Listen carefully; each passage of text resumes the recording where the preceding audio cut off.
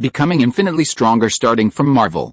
Hello again, dear adventurers of the multiverse. Thanks for joining us once more on this epic journey.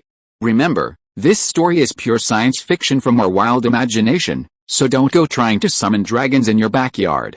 The rights of this amazing novel belong entirely to its original author. We are only the narrators. Do you want more adventures? Show some love to our YouTube channel with a subscription and a like, and if you want exclusive content, our Patreon is waiting for you with open arms. Chapter 251 Conflict moved online. What happened? Where are the Asgardians? Are they all dead? Malekith asked, staring at the empty buildings. He couldn't understand it. Could the Asgardians have become extinct in just a few thousand years? That shouldn't be possible. As the most powerful force in the Nine Realms, with few rivals in the entire universe, and an average lifespan of over 2,000 years, how could they have become extinct so quickly? Soon, his men on the fleet were dispatched. After a thorough search, they confirmed that the once prosperous Asgard was now deserted. Moreover, judging from the surrounding environment, the group had only been gone for a few months. This made Malekith reasonably suspect that the Asgardians might have anticipated his arrival and fled in advance, very likely. Thinking of this, a cold smile appeared on Malekith's pale face. Escape? Not so easy. Once he obtained the ether, the entire universe would be plunged into darkness. At that time, as long as the Asgardians couldn't escape this universe, they would face endless pursuit. All troops, advance to Midgard and reclaim the ether, Malekith announced. At his command, all the Dark Elves boarded their respective spaceships, and soon the fleet, in a mighty might, passed through the spatial rift and headed towards Midgard. Meanwhile, on Earth, the atmosphere was unprecedentedly lively. With the arrival of the crime competition, people from every region were eagerly cheering for their respective criminals. It could be said that even though the White Knights had ruled the Earth, the centuries-old grudges between the regions were not so easily resolved. Among them, the Idanite regions, with their long-standing feud, each produced a powerful criminal. According to official strength assessments, the two were almost evenly matched, naturally igniting public opinion. In the official comments section of the Ide region, comments from the Ide region were flooding the screen. Son of Horus, you're not allowed to compete with Egypt. You're not allowed to compete with Egypt. You're not allowed to compete with Egypt. You're not allowed to compete with Egypt. You're not allowed to compete with Egypt. You're not allowed to compete with Egypt. Crying fist. Tefnut, you're not allowed to compete with Egypt. Crying fist. Comments with similar content like this flooded the comments section of the Israeli-Palestinian forum. Meanwhile, in the Egyptian-Palestinian comment section, a large number of accounts with Israeli IP addresses were also flooding the comments, only with different content. Those in the know would smile knowingly, those unaware might think the Egyptian-Israeli conflict had moved online. Meanwhile, under the full force of Kingpin and Rodriguez, civil engineers around the world used all sorts of superpowers to assist in construction. Finally, by seizing sunny days, making the most of cloudy days, treating drizzle as good weather, using the moonlight as daytime, making one day count as two, working through downpours, and working tirelessly even without rain, the construction team completed the site in Antarctica in just 2 days. Looking down on Antarctica from the sky, one can see a massive site, 1,000,000 square kilometers divided into 1,000 parts, situated on the Earth. Because the contestants were all criminals, and a significant portion of the competition involved combat, sending human journalists would be too dangerous. Therefore, the entire competition was broadcast live by 100,000 drones controlled by Jarvis. High in the sky, Bai Ye leaned back on the sofa, observing the situation below. He noticed something amiss and couldn't help but chuckle. They're quite creative. Ye, what's so creative, little rascal? Clinging to Bai Ye's chest, asked, tilting her head back. You'll find out when the time comes, Bai Ye smiled, keeping the women in suspense. Yes, the women. At this moment, little rascal, Camilla, Gwen, and Susan were gathered in the room. Bai Ye sat on the sofa, his left arm around Camilla, little rascal and Susan on his lap, and his right hand around Gwen. After much deliberation, slapping his forehead, he decided he should be open, thinking of a slutty party, and give the women on this planet a chance to meet and get to know each other. Inside the room, Rogue and Camilla were fine, but Gwen and Susan seemed a little awkward and reserved. But it didn't matter, because Bai Ye was open-minded. Anyway, tonight, during the break from the competition, he would intervene and help the girls completely overcome their differences, allowing them to reveal their true selves. Below, 10 program hosts were passionately thanking Bai Ye, the biggest sponsor of the event, in front of the camera. 1,000 matches with different rules were being held simultaneously in groups of 10, based on their popularity. Because a massacre wasn't as efficient as this, a winner had to be decided among the criminals. It was estimated that at least 72,000 people would be eliminated within 5 days. Bai Ye admitted that the number was still a bit small and not exciting enough. Soon, after a full 3 minutes of thank you speeches to Bai Ye, the host stopped wasting time and smiled at the camera. The competition will begin in 10 minutes, and to allow for a more spectacular performance from all the contestants, we will be using PIM particles to amplify the entire competition area for the superpower group. PIM particles, Gwen exclaimed in surprise. As a top student, she naturally knew what PIM particles were, and at this moment, she extravagantly scaled up the entire 1 million square kilometer arena. Not only her, but those watching the live stream, after learning what PIM particles were from those around them, couldn't help but exclaim in the comments section how extravagant it was. Not long after, amidst the somewhat bewildered expressions of the contestants, the massive transmutation array across the entire Antarctic arena was activated.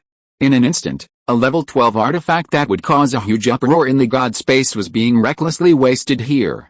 After depleting tens of thousands of tubes of PIM particle reserves, the entire area of 1 million square kilometers expanded outwards proportionally in an instant. Trees tens of meters tall reached the clouds, and the host and the criminals looked like ants compared to the magnified buildings. The entire arena expanded 100-fold in size, comparable to 10 New York cities connected together, which is why Bai Ye said they were creative. I now declare the competition officially open. With a host's command, hundreds of criminals sprang interaction on the largest arena in the superpower competition group. Amidst the skyscrapers, they unleashed their full power upon each other. In an instant, a dazzling array of light and sound effects, captured by miniature drones, were broadcast globally, thrilling countless viewers. Chapter 252 The Power of the Nation. On Antarctica, the sounds of battle rang out. Within this 100 million square kilometer racetrack, towering buildings stood everywhere. Being there felt like being in a giant city. Here, one could see colossal trees tens of meters tall standing majestically on the earth. Even the shortest weeds reached waist-high, swaying in the gentle breeze.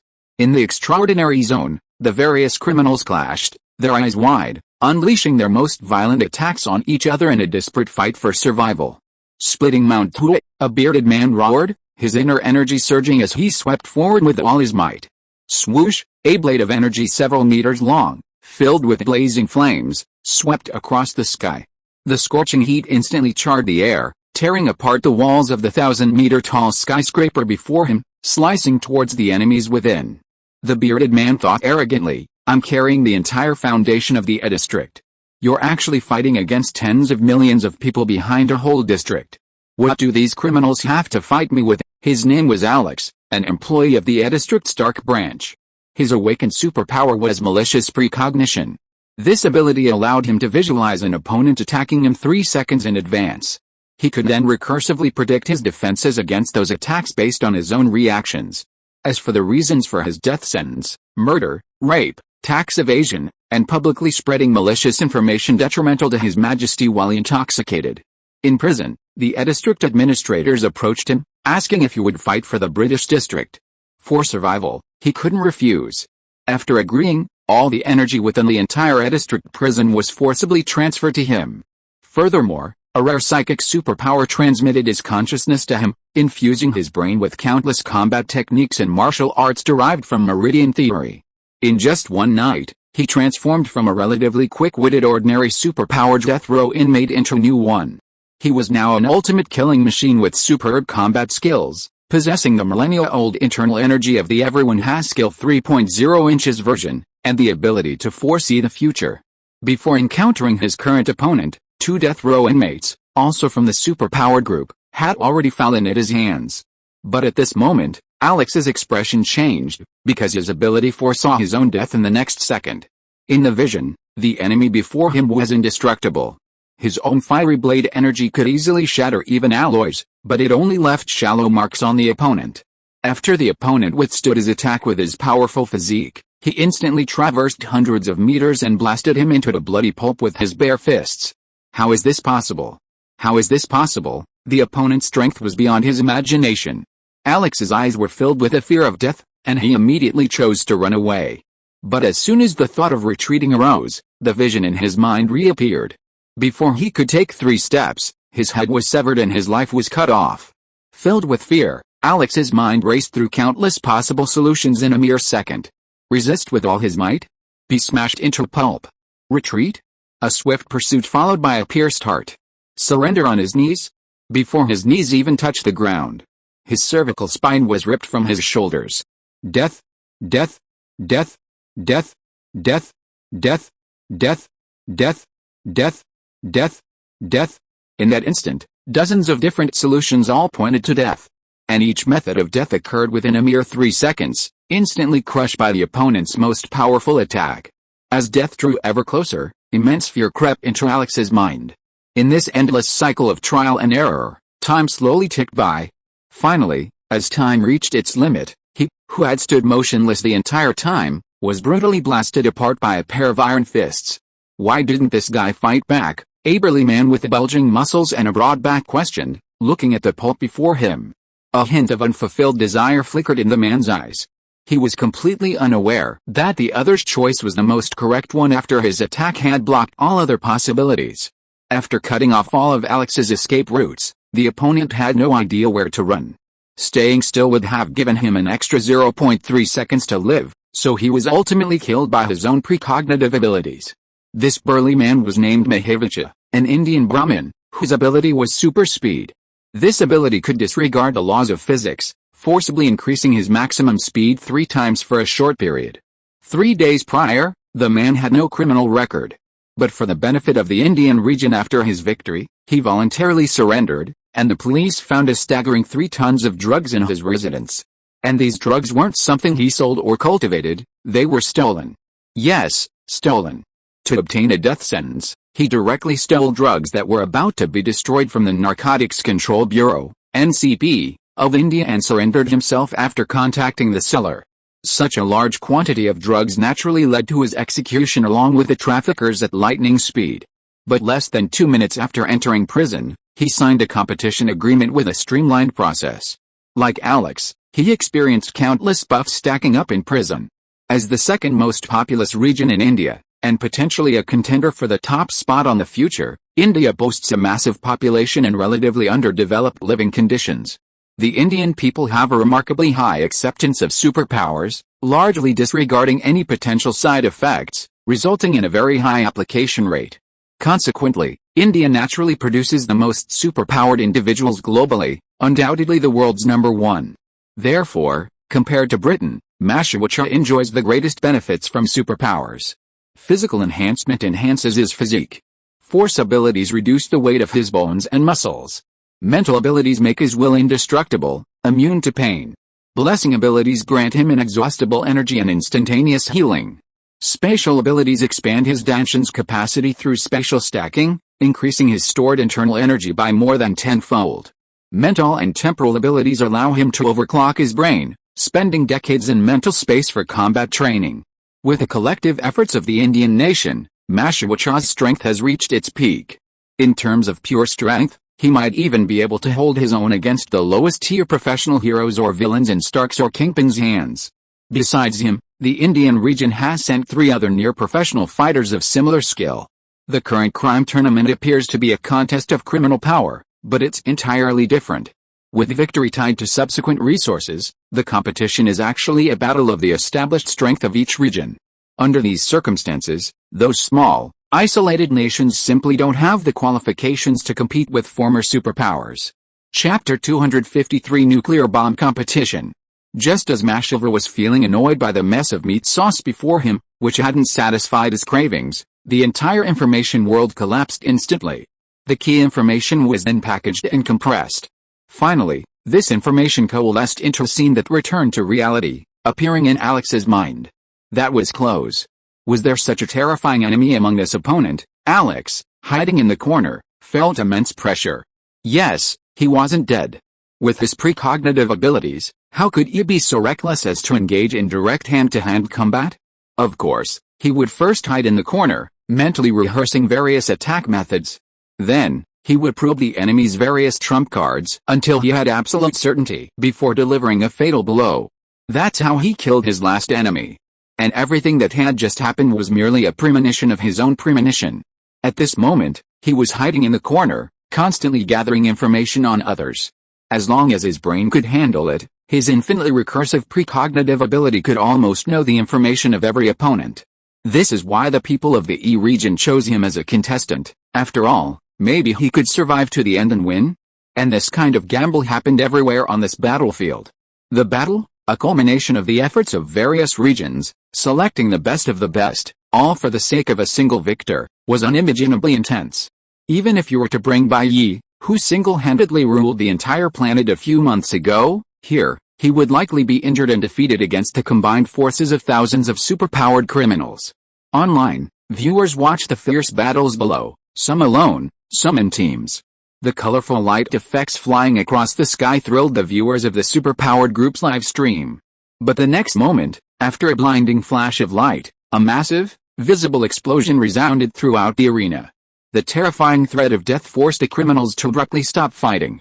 What's going on? Countless criminals looked into the distance, only to see a mushroom cloud rising hundreds of kilometers away, with massive dust billowing towards them. Is that a nuclear bomb? It's definitely a nuclear bomb, countless criminals cursed inwardly. Based on their eyesight, they could pinpoint the location of the nuclear explosion to the neighboring PUBG, PlayerUnknown's Battlegrounds, group. They already thought the situation here was terrifying enough, but seeing the mushroom cloud rising in the distance sent chills down everyone's spines.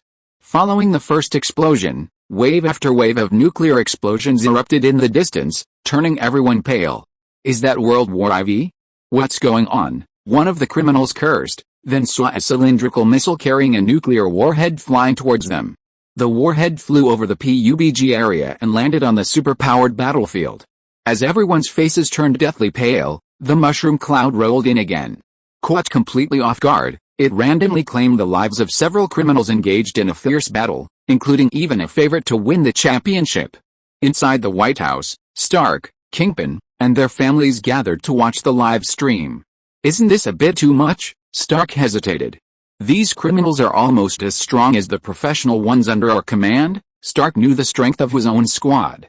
With the support of global resources, tens of millions of superhumans were enhanced, making them all incredibly powerful, comparable to Thanos without the gauntlet. What's the rush? Only one of them will survive anyway. We can just recruit them later, Kingpin casually remarked. Stark nodded, took a sip of his drink, but was immediately blinded by the blinding light from the screen in front of him. What's going on? Was that a solar fist? A glowing superhuman, Stark exclaimed in shock, but Rodriguez's next words made him spit out his wine. It's not glowing, it's just a hydrogen bomb added to the rocket launcher next door, Rodriguez said calmly. What are you doing?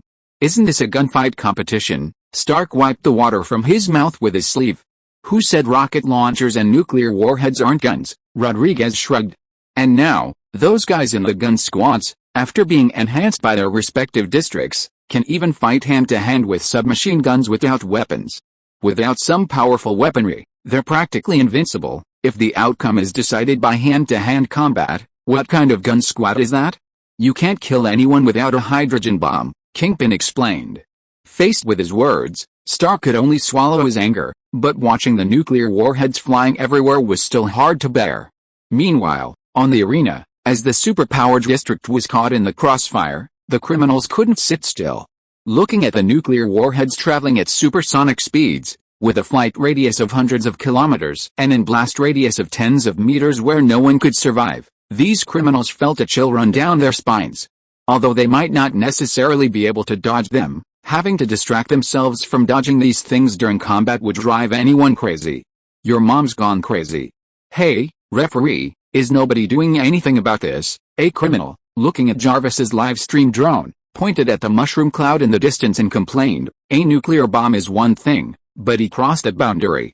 That's a foul. The complaint was quickly relayed to Kingpin, who answered the call. What's all the fuss about? Isn't this a lot of noise and excitement? But this counts as crossing the boundary. What if we get blown up? Then talk to me when you're blown up, Kingpin casually said, then slammed down the phone, leaving the criminal on the other end speechless. Countless players cursed inwardly. Isn't anyone here to protect them? But they came here to risk their lives, hoping for a chance to survive. Since they couldn't resist, they had no choice but to accept it, forced to walk the dangerous arena one by one. Meanwhile, in Sky Fortress, Gwen, Camilla, and the others, who had previously maintained their composure, lay sprawled on the ground, completely devoid of their former dignity. The only difference from before was that their bodies were drained of strength. Yes, when you stand at the dining table, smelling the mouth-watering aroma of delicious food, who wouldn't want to take a bite? So, Bai Ye quite reasonably couldn't resist and started eating early. Of course, he hadn't forgotten his business. What business? He was doing the business right now. What else could he be doing? In the midst of his intense activity, his expression faltered slightly. Because at the moment of yin and yang's convergence, his 5 senses were subconsciously activated. And something entered Earth's perception. It was a fleet of enormous dark elf flying machines, moving with pure mass through Asgard's space, heading towards Earth. Chapter 254 Superman's Breath. Kamar Taj, at the foot of the Himalayas in Nepal. The scenery here remains unchanged, still ancient and charming, as if time has stood still. After bidding farewell to the space-manipulating ability user, Reed followed a navigation provided by Stark and soon arrived at the door. After gently knocking 3 times, the door opened, and a burly man with a dark face poked his head out, scrutinizing him.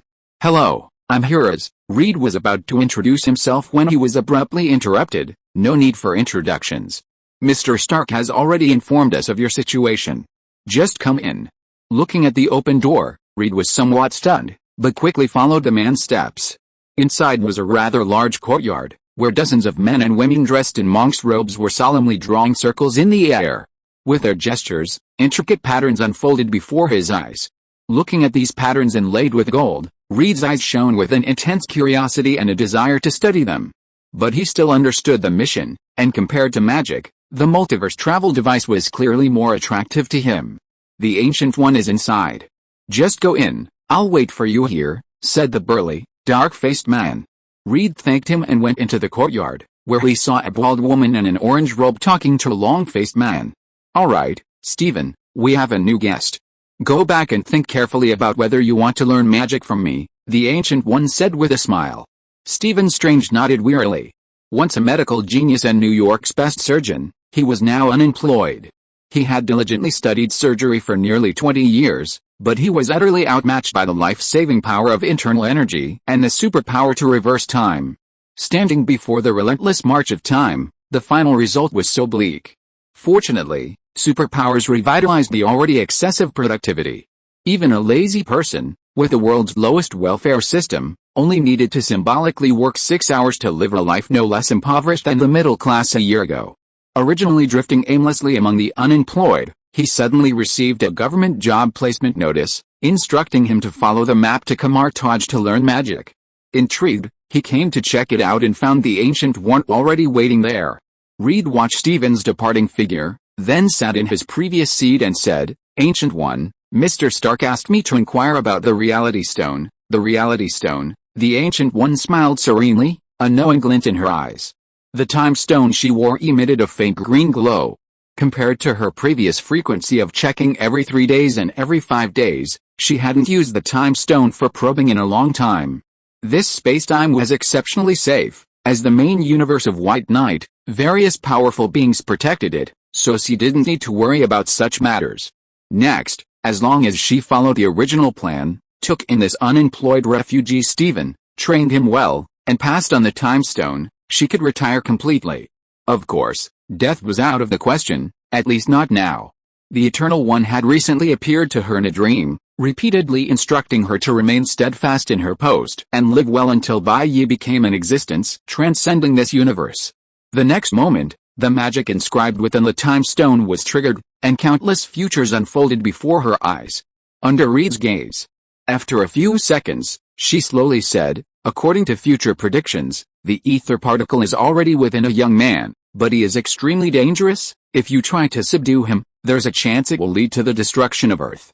To be on the safe side, I recommend His Majesty's intervention. However, how you persuade him is up to you." Reed was somewhat surprised to see her suddenly speak such a long passage after closing her eyes for a few seconds. but he nodded to indicate he understood. This was the second matter he had come here for. Before he could speak, the Ancient One continued, I understand what you mean. Next, I will use the gems to allow you to conduct research in the predicted future for a month. After that, the second objective will be almost complete. As soon as she finished speaking, Reed felt a flash of light before his eyes, and then saw the Ancient One smiling at him. Go and conduct your research.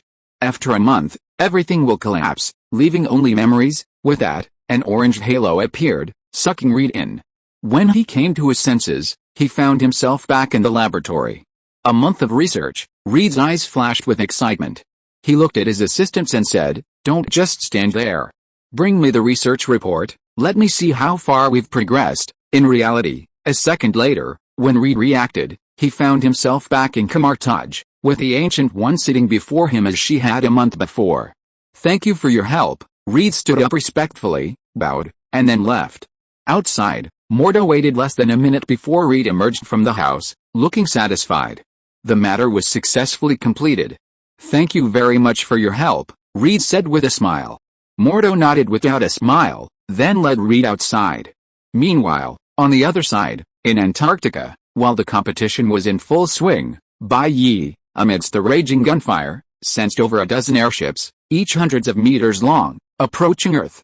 What the hell? Bai Ye's movements remained unaffected, but an orange halo appeared in his left eye. This eyeball-sized halo connected to thousands of miles away, allowing Bai Ye to see distant scenes through it. His gaze traveled through the halo, the dark elf's concealment proving futile, easily penetrated. What the hell? Bai Ye asked for the second time, recognizing the creature as one of the dark elves from Thor, Ragnarok, though he had previously dismissed their strength with disdain. Those stinking aliens have come to Earth begging for food. Have I been too well behaved in this universe? Bai Ye fell into deep thought. He felt he hadn't slaughtered enough. Looking back, his decision to eliminate Lao Mie was indeed the right one. Looking at the dark elf fleet before him, which thought they had secretly infiltrated, Bai Ye pursed his lips slightly, then spat out a mouthful of saliva. Pah! In an instant, the saliva, moving at thousands of times Mach, shot directly through the spatial channel towards the other side, thanks to the stable position. Chapter 255 There was no time to mourn the dead dark elves. In London, England, the dark elf fleet had just arrived. Malekith, brimming with confidence, had just awakened from his slumber. His old adversary had fled in fear. Now, with the Aetheryte in hand, the entire universe would be his. But just as he was basking in his triumph, an unidentified flying object, a mixture of powerful air currents and liquid, hurtled towards him. In an instant, accelerated by terrifying kinetic energy, the entire city of London trembled violently. The breath of the white night erupted with temperatures of tens of millions of degrees, its intense light 10,000 times, 10,000 times more blinding than the sun. Within the stratosphere, a raging superstorm surged forth, followed by a deafening roar powerful enough to pulverize a human body. Malekith, aboard his spaceship, felt as if the world shattered in an instant. The blinding light and the roar of dragons enveloped him, rendering him unable to think. Then came a dizzying spin, as powerful air currents swept through. Like an endless sandstorm, all the spaceships were sucked in, spinning like a washing machine. 4 or 5 spaceships beside him, only a few kilometers from the breath attack, were instantly torn apart by the terrifying storm, leaving not a trace. As for London below, they only felt a violent tremor amidst the light. The city's protective array, reinforced by superhumans, was directly activated, but it was still torn apart by the terrifying storm. The next second, all the residents of London would be ripped apart by the storm, perhaps not even realizing they were about to die. But at the critical moment, Bai Ye's force spread through the portal, instantly protecting an area of 1,000 miles. This prevented London from being directly swept into outer space. Did they get blown away? Bai Ye looked at the spaceship spinning like clothes in a washing machine within the giant tornado. At this rate, 2 spaceships would indeed survive. Just as Bai Ye was preparing to strike again, his right eye, through the strands of hair pressed against his sweaty cheek, noticed a battlefield below as Gwen panted heavily. A thought arose in his mind. Since these damn aliens are already here, might as well let them have some fun. As this thought crossed his mind, a golden light flashed, and the spaceship that had been dancing in the storm and hadn't yet been swallowed up vanished.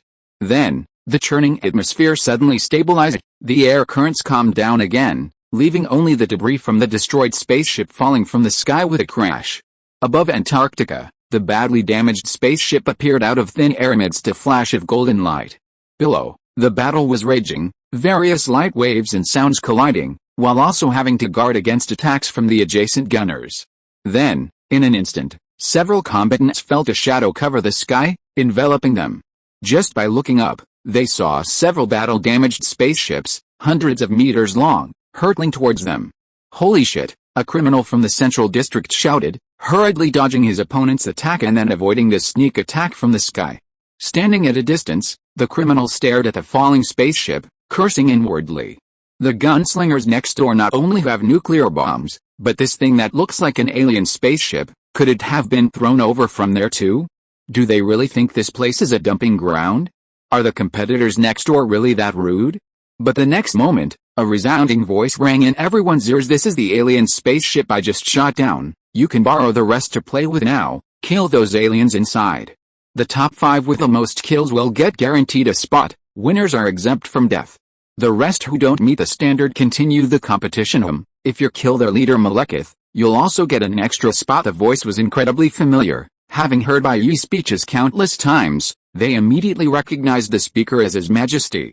But then, a surge of ecstasy welled up in their hearts.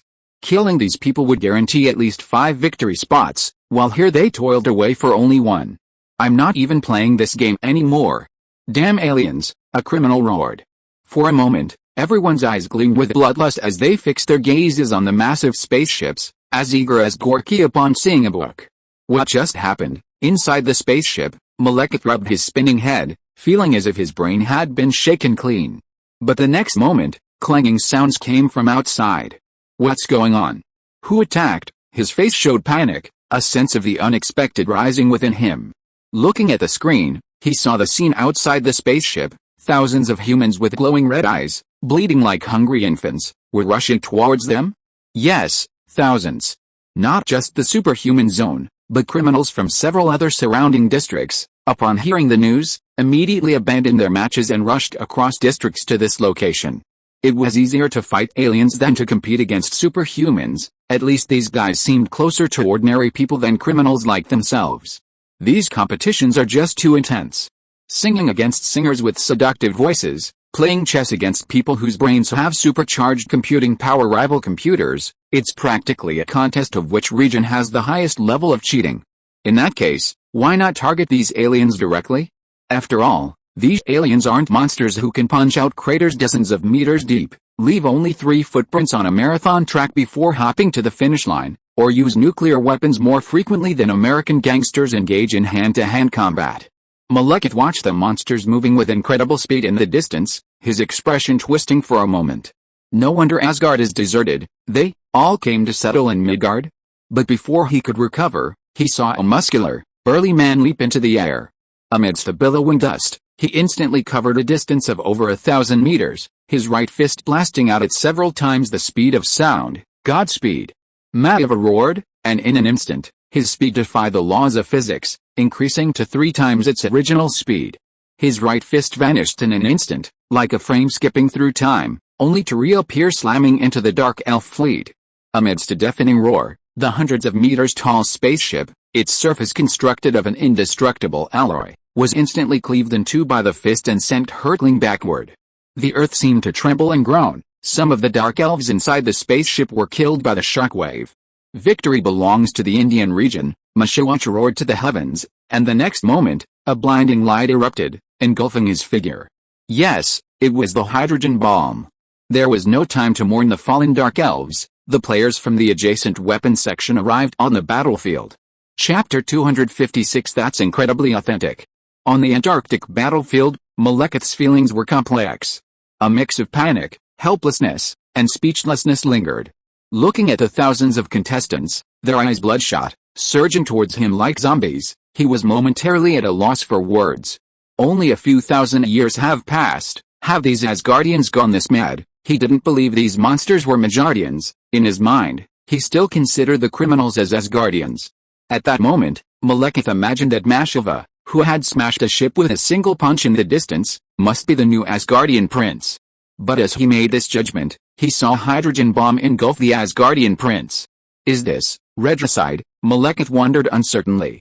In the distance, a contestant from the adjacent weapons section, a sinister smile on his face, retrieved his submachine gun. Inside the submachine gun's magazine were dozens of space compression hydrogen bombs, fired at supersonic speeds, stored using his special abilities. Too many cooks spoil the broth. The more people die, the greater my chance of winning. As long as I kill everyone else, I can win even if I only kill one dark elf, the contestant thought. Not only him, but everyone else present shared this thought. These people were already death row inmates, facing execution, and even with Malekith's head, there were only 6 spots left. Under these circumstances, cooperation was wishful thinking. It was better to kill the other main forces first. After all, they had already seen the alien strength, just a bunch of weak trash. Roar! The next moment, accompanied by a roar, a figure burst out from the mushroom cloud. It was Madhivacha. Relying on his immense strength, he had actually survived the nuclear explosion. Although he wasn't in the very core, the terrifying heat still obliterated most of his body. But in an instant, the immortality blessing bestowed upon him by several superhumans took effect. As long as 50% of his limbs remained, he could survive. Simultaneously, under the healing blessing, his limbs began to heal at a visible speed, and he would soon be fully recovered. Even so, the fear of nearly dying still enraged him, his murderous eyes fixed on the direction from which the nuclear bombs had come. Good. Very good, Mashawacha sneered repeatedly. Since that's the case, let's kill you all first, and the final victory will still be ours. In the astonished eyes of the gun-wielding contestant, Mashawacha traversed over 1,000 meters in a mere instant. By the time he reacted, his head was already in Mashawacha's hand, crushed instantly. His eyes glowing crimson, Mashawacha gripped a hydrogen bomb submachine gun, pulled the magazine, removed the bullets, and surveyed the entire arena. Divine speed. In an instant, over a dozen hydrogen bombs, brimming with internal energy and launched at dozens of times the speed of sound, were launched. Before the terrified eyes of most of the contestants, a violent chain of explosions occurred. Boom boom boom boom, the combination of an incredibly strong body and a destructive weapon instantly turned the surroundings into a sea of deathly flames. Bai Ye's decision, seemingly leaving 6 unclaimed spots vacant and reducing competition, actually led to an even more brutal battle. The next moment, amidst the intense heat of the nuclear bombs, the chaotic fight began. Before the Dark Elves were wiped out, these criminals were already fighting amongst themselves.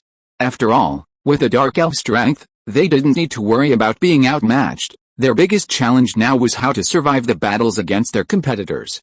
What's wrong with these guys? Malekith was mentally collapsing. Watching the contestants who could take down ships with a single punch and use nuclear bombs like cannonballs, his heart was already frantically pounding with the urge to retreat. He wanted to leave, but the surrounding criminals wouldn't let him go so easily. Seeing a spaceship hovering nearby, the next moment, various colored light waves directly blasted the spaceship to pieces. Looking at the shattered wreckage of the adjacent spaceship, he fell completely silent. He suddenly felt it was better to stay inside this ship and do nothing. And so, the Dark Elves, who had come to Earth to collect ether particles, were forced to cower inside their ship, watching the contestants' spectacular performance live without needing tickets. If they hadn't known the inside story, the Dark Elves would have even thought these people were the invaders. But his small boat couldn't protect him for long. Under the intense heat, the battle was over in less than 10 minutes. Most of the contestants who had been drawn there perished in the aftershocks of the nuclear bombardment. The rest managed to escape the superpower group, horrified by how chaotic the place was. The next moment, Malekith felt a flash of light above his head as the ship's roof was ripped open. 5 heads poked in, looking at him with the eyes of someone eyeing a fat sheep. "You want up?" Malekith tried to speak, but one of the contestants grabbed him by the neck and yanked him out of the ship like a radish. "This must be the chicken His Majesty was talking about," one contestant said, using a translator so the others could understand. "It looks so weak." "Just an average contestant," another contestant said doubtfully. "That chicken is worth a spot. Is there really one that weak?" "Could there be a mistake?" someone asked uncertainly. "But he's already the strongest we found. We've killed all the other Dark Elves." "Hey, I'm asking you, what's your name?" One contestant slapped Malekith across the face, leaving him stunned. "This alien bumpkin probably doesn't understand our noble Earth language. He probably can't even understand us." The group chatted leisurely, completely disregarding Malekith in their hands. A disgrace, an absolute disgrace. He, a dark elf, had once aspired to dominate the 9 realms, yet now he was being treated like trash, outrageous. Thinking this, he stiffened his neck, glared at the group without hesitation, and then said in the most honest tone, "Brothers, you've mistaken me for someone else. My name isn't Malekith." The leader just sneaked away. He went in that direction. As he spoke, he pointed in another direction without hesitation. "Hey, this guy speaks Earth dialect so fluently. That's amazing." The group wasn't worried about their target escaping. They were incredibly relaxed. After all, the 5 of them had already dealt with all the Dark Elves, and barring any unforeseen circumstances, they would all survive. Now they just wanted double the reward. So, seeing Malekith as worthless, one of the criminals suddenly swung his large hand and slapped him across the face. "Hey, don't!" Malekith's pupils constricted sharply as he tried to stop him. Slap. If you are listening to this novel on a channel other than Fanfic World, it means it was downloaded and re-uploaded without effort. We warmly invite you to visit our channel, Fanfic World. There you will find the original version of this story and many other novels of various genres. We look forward to seeing you dive into a world of incredible novels. Chapter 257 Marvel Weightlifting Champion. Malekith ultimately died, an insignificant and utterly hasty death. Turned into mincemeat by the criminals, his ambition to rule the universe came to an abrupt end. "Hey, you stole my head, didn't you? Don't you have any manners? At least play rock paper scissors to decide who gets to kill," one criminal roared, furious at having his head stolen. What if this guy was lying?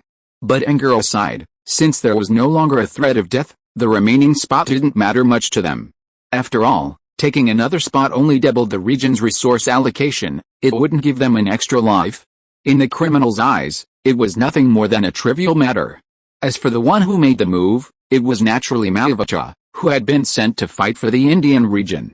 Having secretly taken the head, he coldly glanced back at the others' questions, remaining silent. The others exchanged smirks, remaining silent as they awaited the final settlement. A minute later, a spatial ability user remotely used their powers to remove the victor from the arena. The group felt a sudden tug at space, pulling them away from the battlefield. When they came to their senses, they saw Kingpin, Stark, and the others sitting in chairs, watching them. In an instant, the 5 who had been so arrogant moments before became incredibly solemn.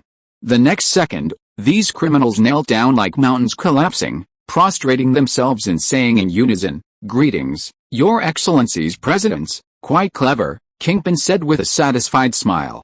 "We have always remembered the kindness of His Majesty and the Presidents. Without you, we would not have a second life.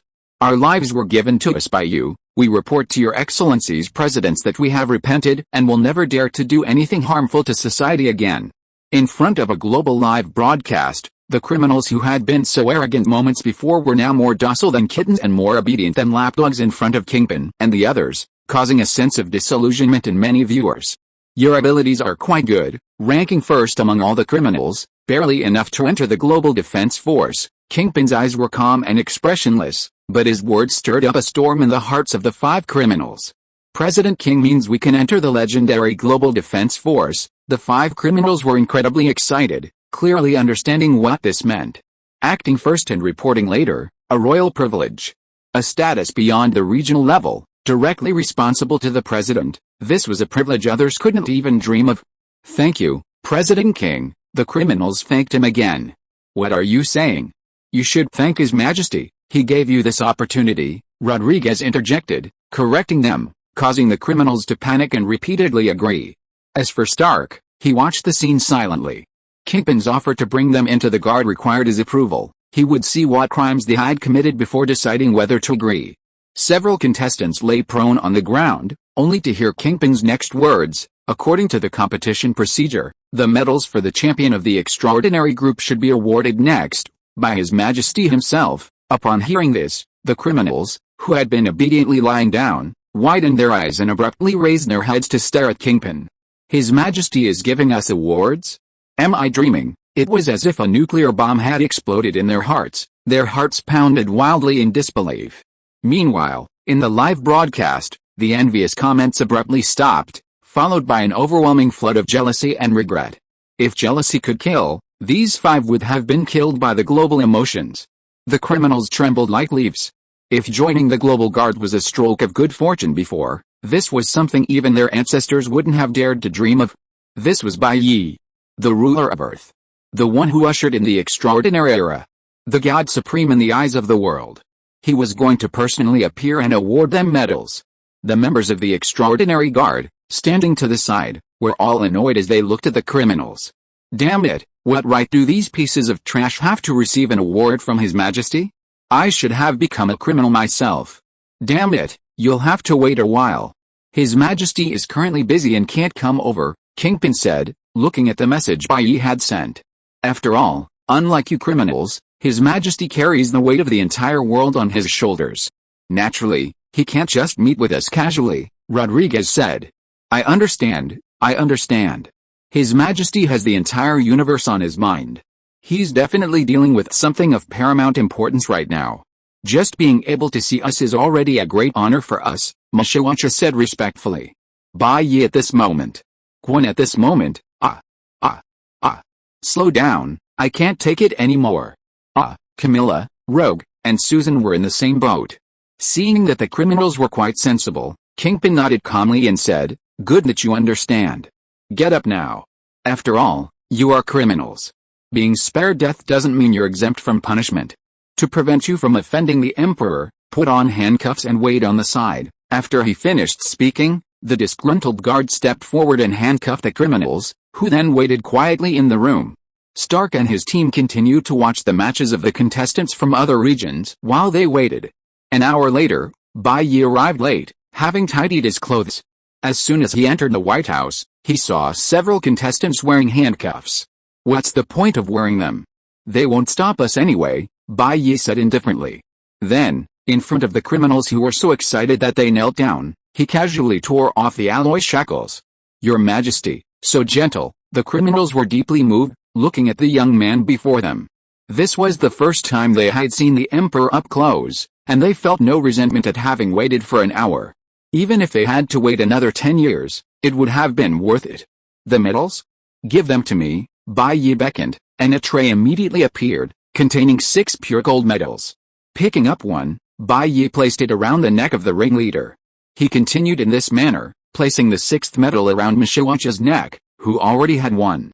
You did well just now, even killing the leader of the Dark Elves. Keep up the good work. Bai Ye gently patted Mashiwacha's shoulder. Yes, Your Majesty. Mashiwacha suppressed his emotions, speaking firmly, afraid of offending Bai Ye. Then, mustering his courage, he added, I have another request, please grant it, kid, don't go too far. A member of the guard gritted his teeth, glaring at Mashiwacha. Oh, as long as it's not too far, it's fine. Bai Ye didn't seem to care. I've always considered you my idol. I want your autograph, Mashiwacha stammered excitedly. An autograph? No problem, where do you want it signed? Bai Ye nodded. On your back. Mashiwacha felt her heart pounding like lightning, several times faster. Chapter 258 If Bai Ye can sit here, why can't I? Mashiwacha's request was seen as incredibly presumptuous by everyone around him. Wanting Bai Ye's original calligraphy? Bai Ye, now the sole and eternal Emperor of Earth, had everything from his past sealed away. From his first writing assignment in elementary school to the carousel he rode at the amusement park, everything was preserved as cultural relics. Secretly collecting such things was one thing, but selling them would result in the extermination of his entire clan. Anyone who possessed a genuine piece of Bai Ye's calligraphy would be treated with utmost respect, bowing twice before even leaving the house. Faced with Mashiwacha's request, Bai Ye casually nodded.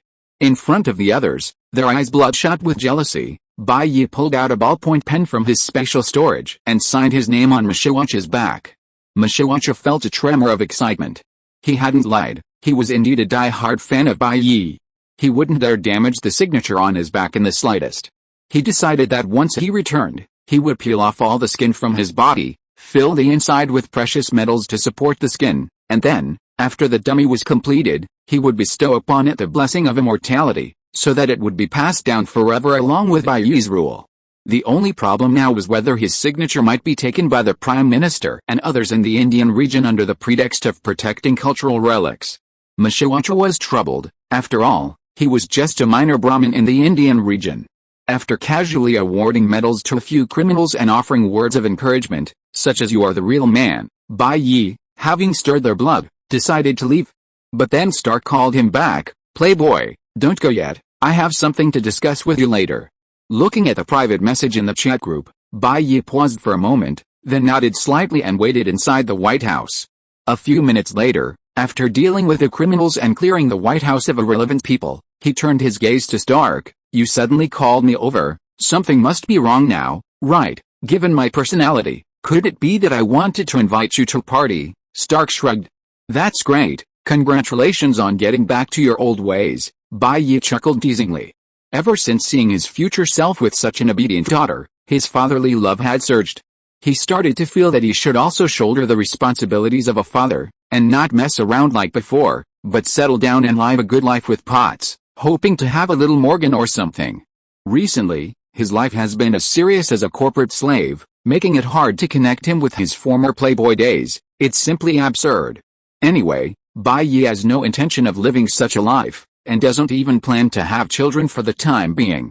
When he has deep conversations with Gwen and the others, he always actively uses his inner strength to force out his essence afterward.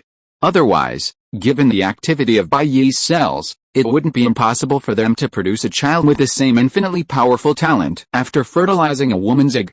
Stark's behavior of finding a more reliable woman to take over after the tide recedes is something he can at least wait until Bai Ye gets tired of him. As for how long it will take to get tired of her, who knows? Maybe he'll never get tired of her.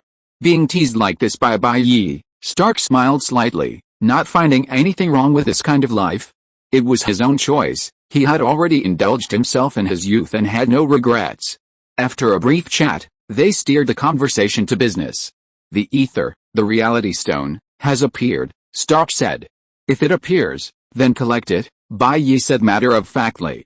"Just put it in storage like the other 4 gems, and then collect the last soul stone later." "Right, that's what I was thinking too, but the gem was stolen beforehand.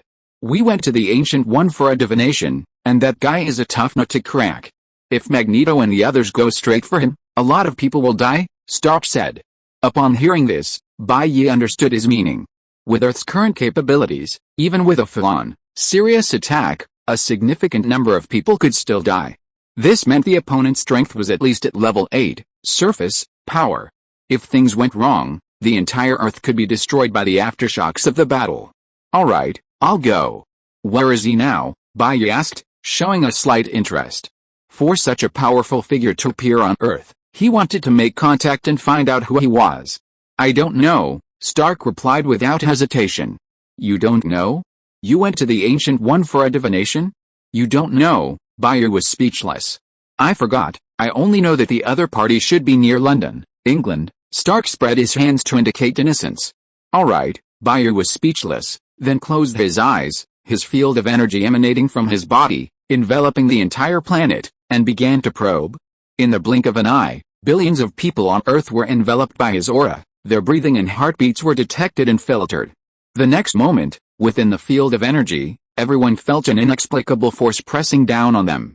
He then eliminated all those whose muscle strength did not exceed that of alloy, all those whose nerve emission speed did not exceed 0.0001 seconds, and then eliminated all humans except those in Europe.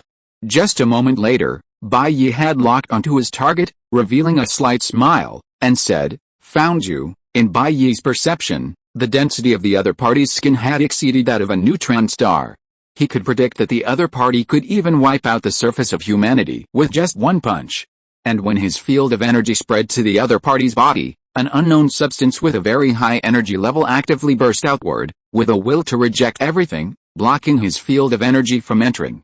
"Interesting, but we can't put the battlefield on Earth." A flicker of interest crossed Bai Ye's mind, and his figure vanished in an instant. In London, England, Ander felt his power steadily increasing, feeling extremely satisfied. In just a few days, his power had reached an unknown level. He could sense that if he wanted, Earth could be destroyed in an instant by his hand. The only drawback was that, with his improved physical abilities, what took someone a moment to say felt like half an hour to him, essentially cutting him off from communication with the outside world. These 3 days felt no different from 3 years of sitting in meditation. If he hadn't deliberately controlled it, the time would have been even longer. This throne, Bai Ye can sit on it, but I can't? Chapter 259 3 punches. 1,000 times, 18 attribute points. Just as Ender was lost in thought, an inexplicable force enveloped him. The next moment, the etheric particles felt offended, and repulsive black-red matter erupted from his body, forcefully repelling the force. Though only for a fleeting instant, the terrifying energy destroyed the building he was in. Someone is spying on this place. Ender was startled. Feeling guilty, he immediately tensed his nerves to the limit. The next moment, he felt a circle of light appear beneath his feet. On the other side of the circle was a massive brown planet, its gravity about 2.5 times that of Earth. Feeling his body plummeting, he didn't hesitate to try and escape the fall, only to find his vision suddenly went black. A pure white hand pressed down on his face, forcefully shoving his leaping body into it. The circle of light vanished in an instant, leaving only the ruins of destruction. On Jupiter, Ender's face was incredibly grim as he stared at the long-haired man in the distance, his heart filled with intense panic. How could this be? Why did this happen? Ender roared inwardly with unease. Only 2 days had passed, and they'd already discovered him and come knocking.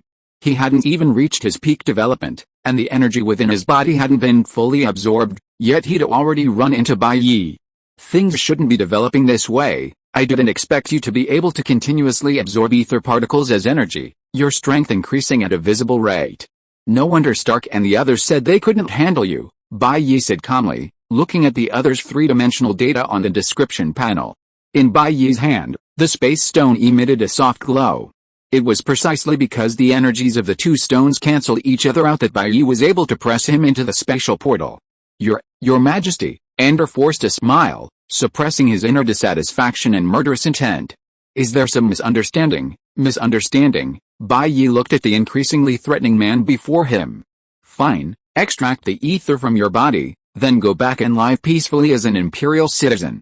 I'll consider it a misunderstanding. Judging by your strength, you're more than capable of being a member of the guard. Bai Ye's condition caused Ender's expression to freeze. Hand over the ether? How could that be? It was his only reliance right now. And what if Bai Ye changed his mind? So he absolutely couldn't give up his choice. Don't want to. Bai Ye looked at the man's unconsciously clenched fist. Then there's nothing to discuss. As soon as he finished speaking, Bai Ye's figure appeared in front of Ender in an instant, raising his right fist and smashing it hard towards Ender's face. In absolute stillness, Bai Ye's fist, which had gathered all his strength, swept across.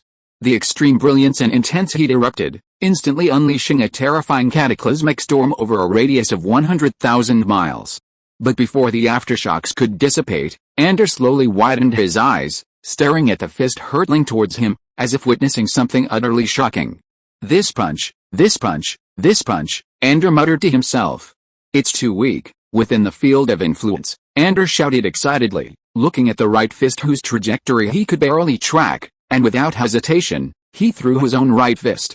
Boom! A terrifying roar, like the creation of the universe, reverberated from their fists. The energy overflowing from the space stone and the ether particles disintegrated. Then came the cataclysmic storm, and a massive crater covering a radius of 100 miles began to appear. Ender was almost insanely excited, watching Bai Ye being sent flying several kilometers by his punch. He had previously thought Bai Ye was some kind of terrifying demon king, but it turned out he was nothing special. He had been fighting against thin air for so long. This Bai Ye seems to be nothing special, not even as good as me, and I can get stronger. In an hour, my strength will double. In 2 hours it will be 3.5 times, and in just a few more hours, killing Bai Ye will be as easy as slaughtering a dog. Ender thought arrogantly, already fantasizing about how he would return to Earth and wreak havoc. In the distance, Bai Ye stood up lightly, ignoring the surprised Ender opposite him, and looked at his attribute panel. Name, Bai Ye. Strength, Constitution, Spirit. 808, 2 Charisma. 1.4 Unused attribute points. 0.5 The stats are increasing faster again. Bai Ye sighed inwardly, and the next moment he clenched his right fist and punched Ender again. He arrived in front of Ender in an instant, striking his right cheek, but on Ender's face, the expression changed from arrogance to panic. Fast. Too fast. How could it be so fast? Boom! Before he could even raise his hand to block, a force like that of an ancient dragon exploded from his face. This punch was at least 10 times heavier than the previous one. Ander felt as if a spit of oil and sauce had been overturned on his face, splattering salty, sour, and spicy flavors everywhere. On the shattered surface of Jupiter, half of Ander's head was smashed, his brains spilling out.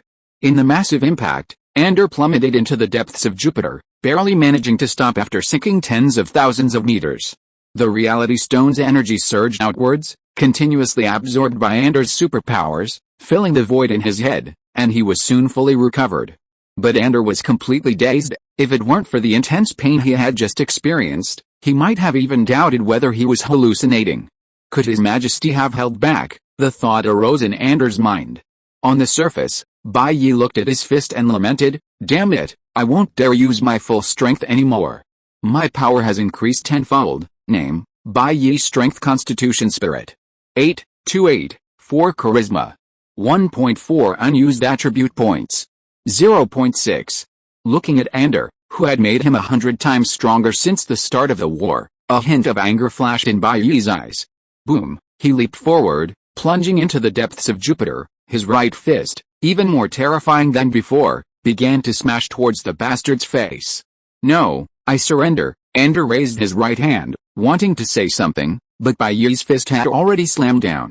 Boom, the next second, the entire planet Jupiter trembled violently, and then trillions of tons of matter began to shatter. Then, a crater a third the diameter of Earth suddenly appeared beneath Bai Ye's feet. He had shattered the entire surface of Jupiter. Bai Ye reached out and collected the fragments of ether particles from Ander's dust-like body, then sighed softly.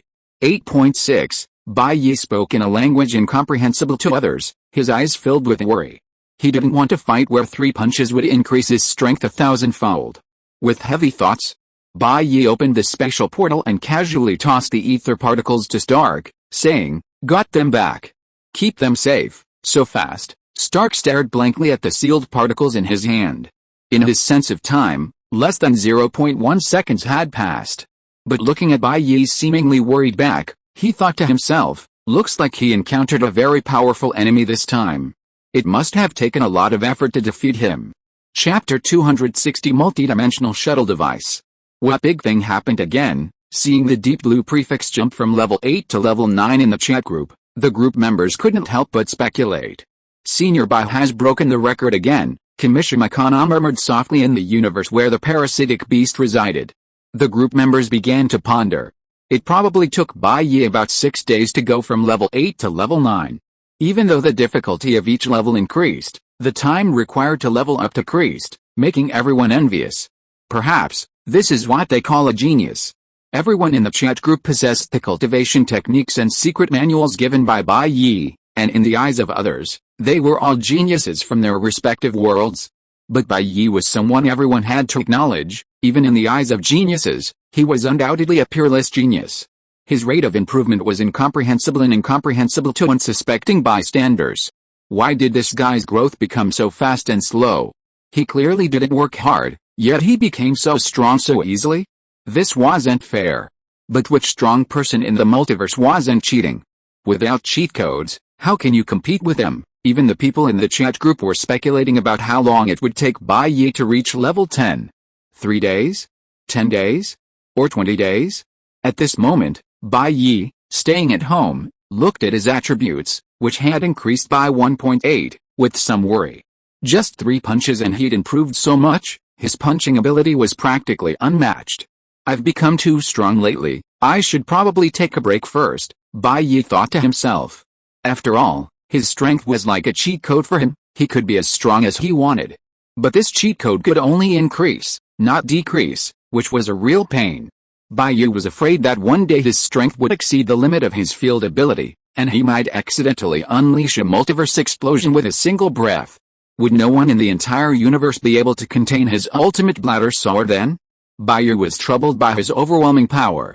Glancing at the mischievous kid sprawled on the sofa and floor, Bai Ye quickly tidied the room and then looked back at the criminal competition that had begun below. Over the next few days, the entire crime competition proceeded peacefully without any further incidents. With everyone showcasing their skills, almost every option reached its limit, and a champion was selected in each region. Only the expressions of the losers were somewhat abstract and devastating. Those declared losers were immediately dragged to the shooting range by the referees to serve as targets. Thus, after 3 days, the competition drew to a close. The other 999 winners, excluding those in the extraordinary group, did not receive awards personally presented by Bai Ye. Meanwhile, in Reed's laboratory, having returned from the Ancient One and gained a month's worth of research memories, Reed successfully reverse-engineered the multiverse travel technology. In the lab, Bai Ye played with a bracelet in his hand, making Gwen envious, wishing she could snatch it away. In the past 3 days, without the bracelet's protection, her body had experienced 3 or 4 instances of cosmic repulsion, the pain of which was unimaginable. This is the multiverse travel device you researched?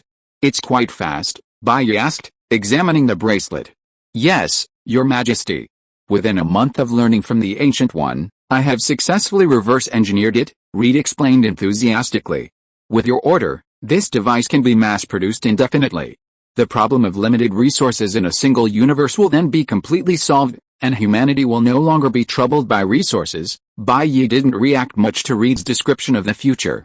After all, the multiverse was inevitable, it was just a matter of sooner or later. Earth's power was only just beginning to expand, and only a few spaceships had been sent to explore the universe. It was still too early to venture into the multiverse. Leave the dreaming aside. First, describe the function of this device to me, Bai Ye said calmly. Once activated, it can randomly travel to nearby universes, then record the coordinates of those universes, allowing for easy return later, Reed explained. However, because the environment of each universe is different, even the style is different, most of them are directly transported into space. One even got caught in the trajectory of a black hole, and we are currently contacting the family for compensation. Bai Ye's expression tightened slightly. Could it be the black hole he had created? The multiverse is that small. Behind Reed, the machine contained data from 5 or 6 other universes recorded during experiments, though most were marked with red crosses. As for the problem of cosmic repulsion that Your Majesty mentioned, we've successfully solved it. Wearing the bracelet and not removing it automatically blocks cosmic repulsion, Reed said. Bai Ye nodded slightly, then picked up the bracelet and tossed it to Gwen, who quickly caught it.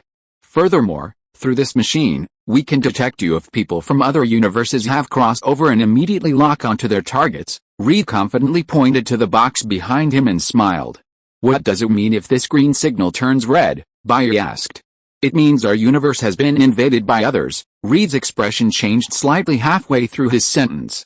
That's too much of a coincidence. Reed's expression turned serious, then he turned and left to operate the equipment, simultaneously telling the other researchers, quickly, display the coordinates of those who crossed over. A minute later, after extensive calculations, looking at the coordinates in the Indian subcontinent, Reed was speechless.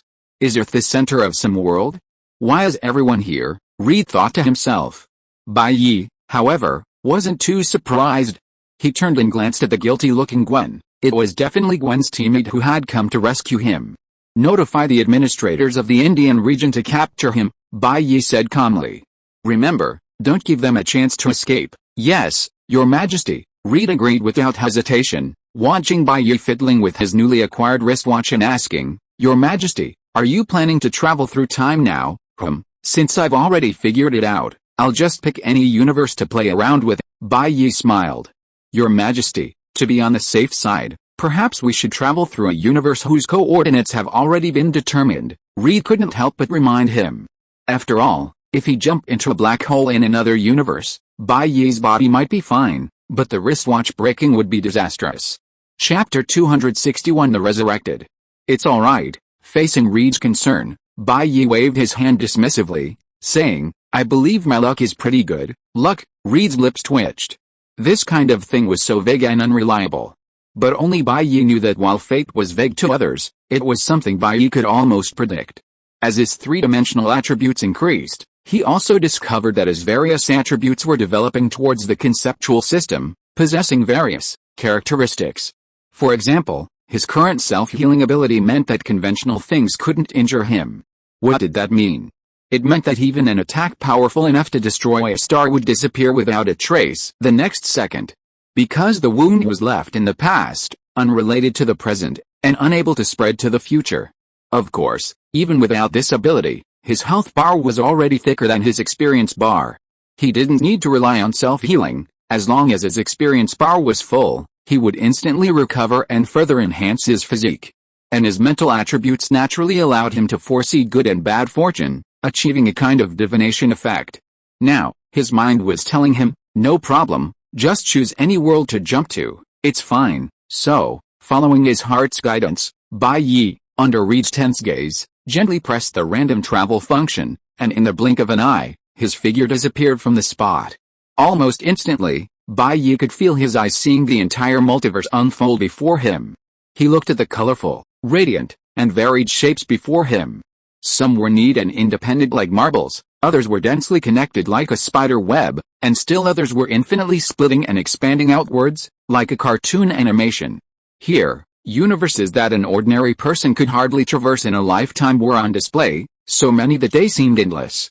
Just by randomly observing, Bai Ye could see many universes being destroyed and born, a world more infinite than infinity itself, but with his current strength, he couldn't possibly see them all.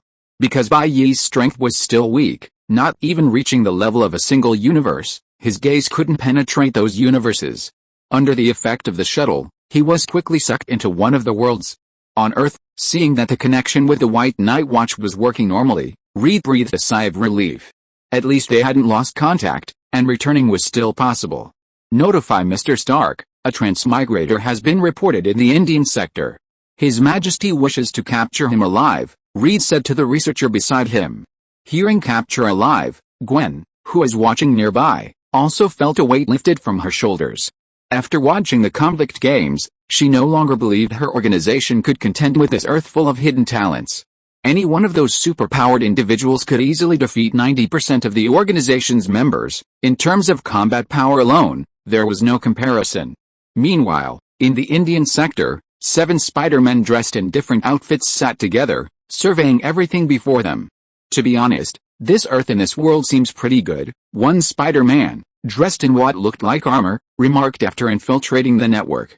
A peaceful tranquility and a mad dictatorship intertwine, an electronic Spider-Man said with a slightly electronic tone, judging from reality alone.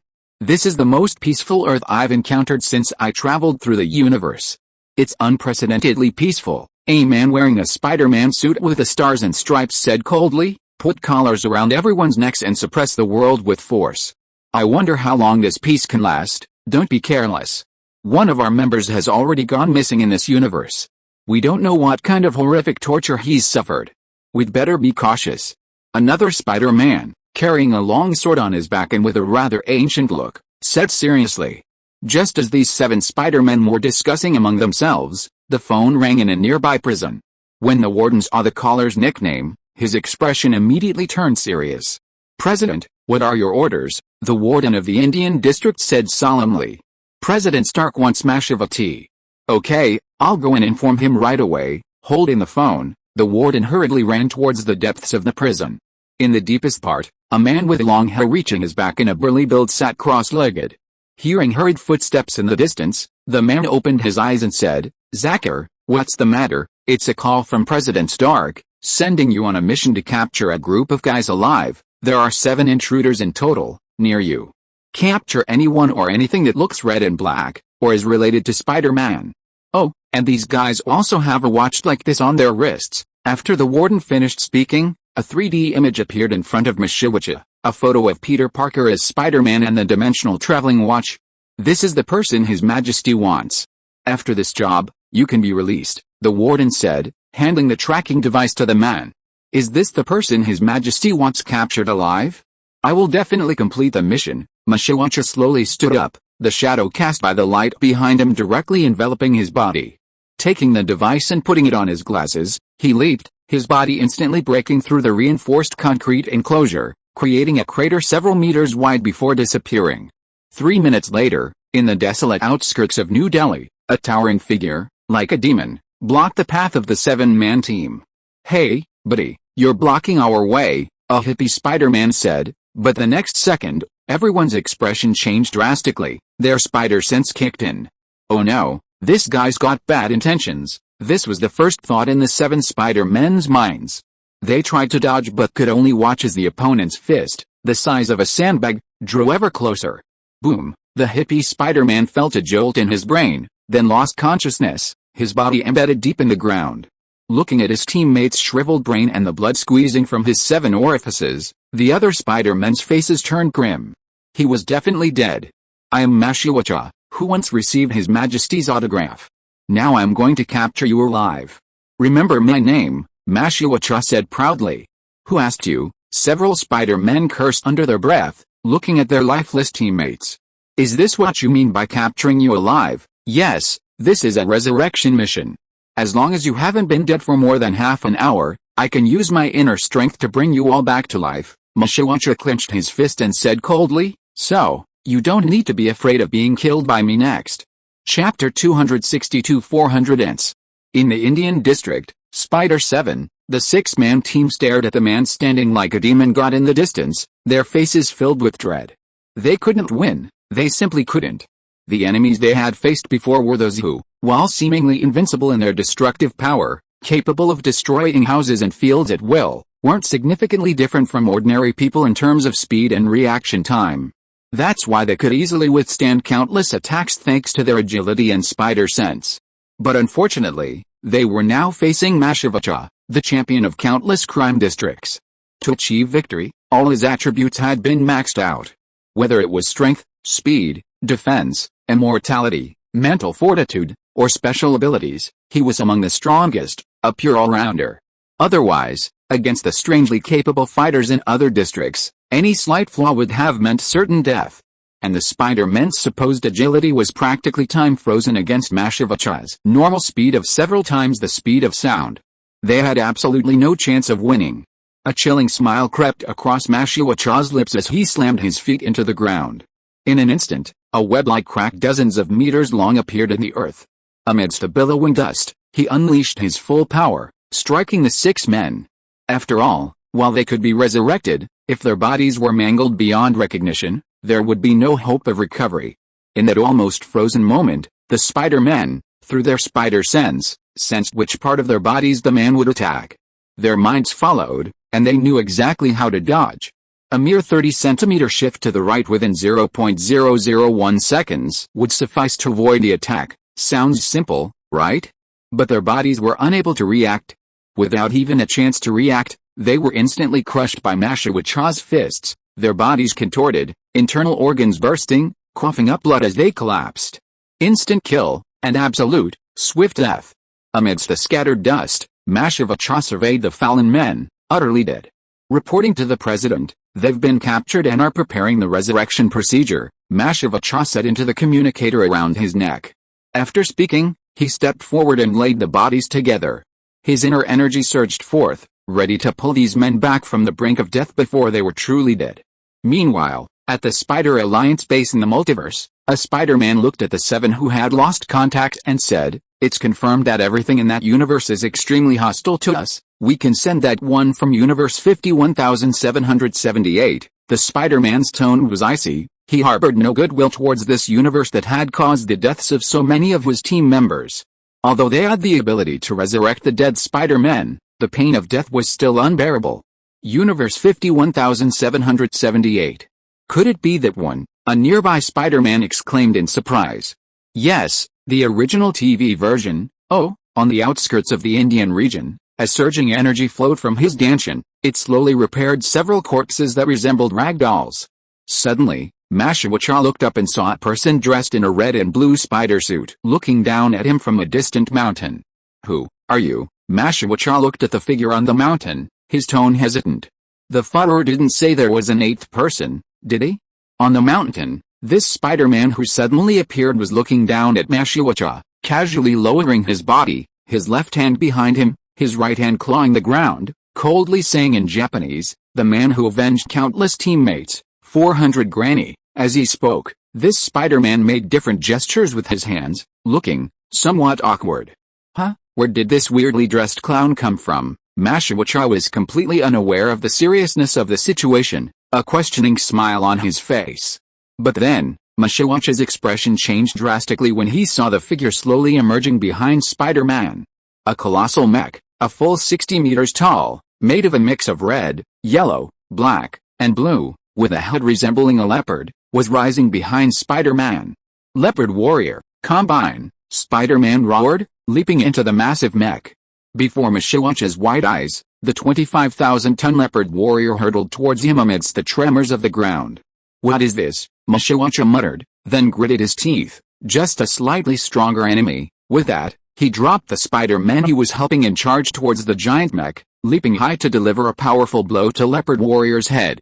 In the midst of their high leap, a man and his massive fist collided violently. Amidst a deafening roar, the earth trembled violently. Mashiwacha, clutching his severed right arm, buried himself in the ground. Looking at his right hand, now fully restored, Mashiwacha's face was incredibly grim. The mech's power was far beyond his expectations. In the White House, Stark observed the situation via satellite and urgently contacted Bai Ye through a chat group. "Playboy, at Deep Blue, what is that mech Spider-Man?" Dr. Reed said it's the 8th Spider-Man to have traveled from another universe. Mech Spider-Man, in a parallel universe as New York. Bai Ye, who had just landed and was observing his surroundings, was stunned. What kind of Spider-Man is this? Even Stark is finding it difficult to deal with. But then, looking at the pictures Stark sent through the chat group, Bai Ye's lips twitched involuntarily. So it's the Toitaku Satsu version of Granny 400. No wonder he couldn't handle her. Bai Ye had a fairly deep impression of Granny 400. She was practically a mudslide in the Spider-Man universe. Whether it's the classic Spider-Man mech or the repetitive use of scenes from the second episode onwards due to rushing production, resulting in a one-hit kill ending, both have led to wildly exaggerated claims about its combat power online. Deep Blue, go find the Ancient One, bring all 5 Infinity Stones. This thing is a bit troublesome. Remember, don't let him draw his sword. Seeing Bai Ye's reply, Stark's expression tightened. He sensed a hint of urgency in Bai Ye's voice, something he'd never felt before. "Playboy, I understand, I'll go find the Ancient One right now." But before he could act, a golden circle of light appeared not far from the battlefield in the Indianapolis. The earth trembled with a collision of the two, the thunderous roar causing tension among the city's residents.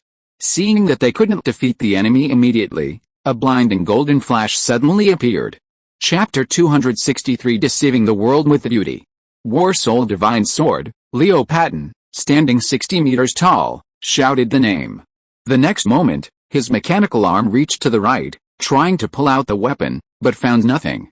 What happened? Takuya, the 400-year-old woman, felt uneasy. His treasured sword, which had been with him for years, had disappeared. Helpless, he hurriedly threw the curved dart above his head, instantly cleaving the Mashiwachali in two. At the same time, he looked down and, sure enough, found his right thigh empty. He frantically looked around and saw a small, bald woman in the distance, surrounded by 5 Infinity Stones, walking towards them. Behind this woman, his massive divine sword was being dragged by a purple and blue energy, following behind her. "Who are you?" Takuya asked from inside the giant mech. He was, of course, familiar with the Infinity Stones beside her. The Infinity Stones existed in countless universes. He had even encountered a Spider-Man with the Infinity Gauntlet who had collected all the stones in Spider-Man. He hadn't expected to encounter such a gem so directly this time. "You can call me Ancient One." Ancient One stood with her hands behind her back, 5 gems swirling around her, a massive sword tens of meters long hovering behind her, radiating an ethereal aura. "What do you want?" Takuya asked, unsure of himself without a weapon. "Just want to settle things peacefully," Ancient One said calmly.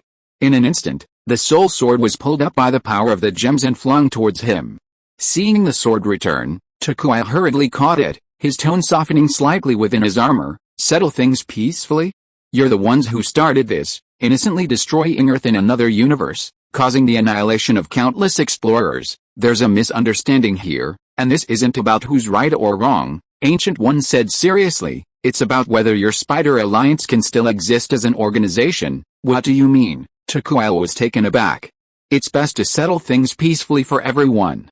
His Majesty only requests that these 7 people stay.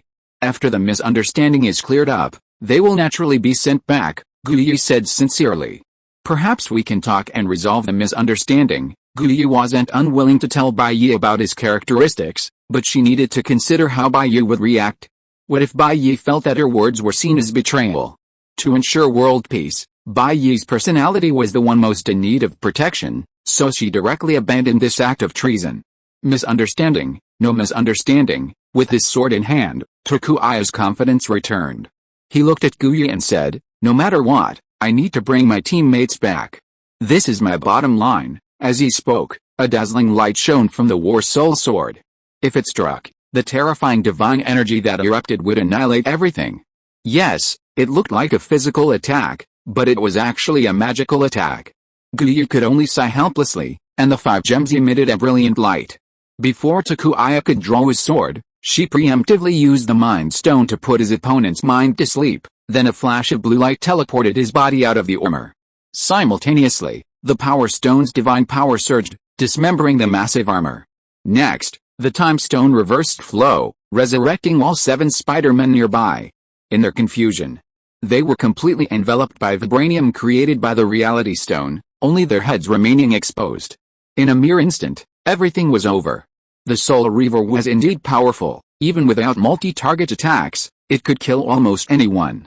However, it was ultimately an external object, and the 400-year-old woman herself lacked the power to match it. Facing the Ancient One, who wielded all 5 Infinity Stones, she didn't even have the chance to draw her sword before being instantly defeated. The 400-year-old woman overlooked the fact that the Ancient One dared to return the Soul Reaver, indicating she wasn't afraid of him possessing it. In the eyes of someone with foresight, there is no such thing as underestimating their opponent. All the pitfalls had already been thoroughly laid in the future. Even if Bai Ye were to come, the outcome would be the same. It's just that Bai Ye, who couldn't see the future, wouldn't choose to communicate. Instead, to be on the safe side, he would simply blast the other party into dust in an instant. After recovering, Mashiwachi looked at the broken metal and the unconscious 400-year-old woman in the distance, then turned to the Ancient One and respectfully asked, "Are you also one of His Majesty's people?" The Ancient One nodded slightly and said, "You can take them and report to Mr. Stark now." As she finished speaking, a halo appeared in front of her, engulfing the Ancient One's figure, leaving only a stunned Mashiwachi standing there. In a parallel universe, Bai Ye strolled through the streets, not particularly concerned about the events of his main universe. The 400-year-old woman's instant death by a single sword strike was simply due to rushing the production and the opponent being too weak. A one-hit kill was not on the established setting. On the contrary, according to the basic settings given by Toei Animation, the woman's physical abilities were only 3 times that of an ordinary person. Therefore, Bai Ye was not worried about whether the Ancient One could handle her. After all, it wasn't Spider-Man Beyonder or Spider-Man with the Infinity Gauntlet who came. The Ancient One could still manage. And if all else failed, he would have to go back and deal with the enemy himself. Now, his question was, according to his premonition through his telepathy, why had he come to this universe? Was there something in this universe that could benefit him? On the streets of Washington, Bai Ye's appearance, demeanor, and attire attracted attention. People frequently approached him to chat. Fortunately, his 1.4 charm level didn't exceed the laws of physics, otherwise, it wouldn't just be humans he attracted, but even animals. After all, anything below 1.4 is a power described by normal physical laws, while 1.5 transcends the mundane. At that point, birds, ants, and even animals of all genders would instinctively gravitate towards him, wanting to mate with him across species, a truly irritating prospect. Among humans, a 1.5 charm level would require others to mentally assess Bai Ye upon seeing his face. Anything below a certain value would be bewitched.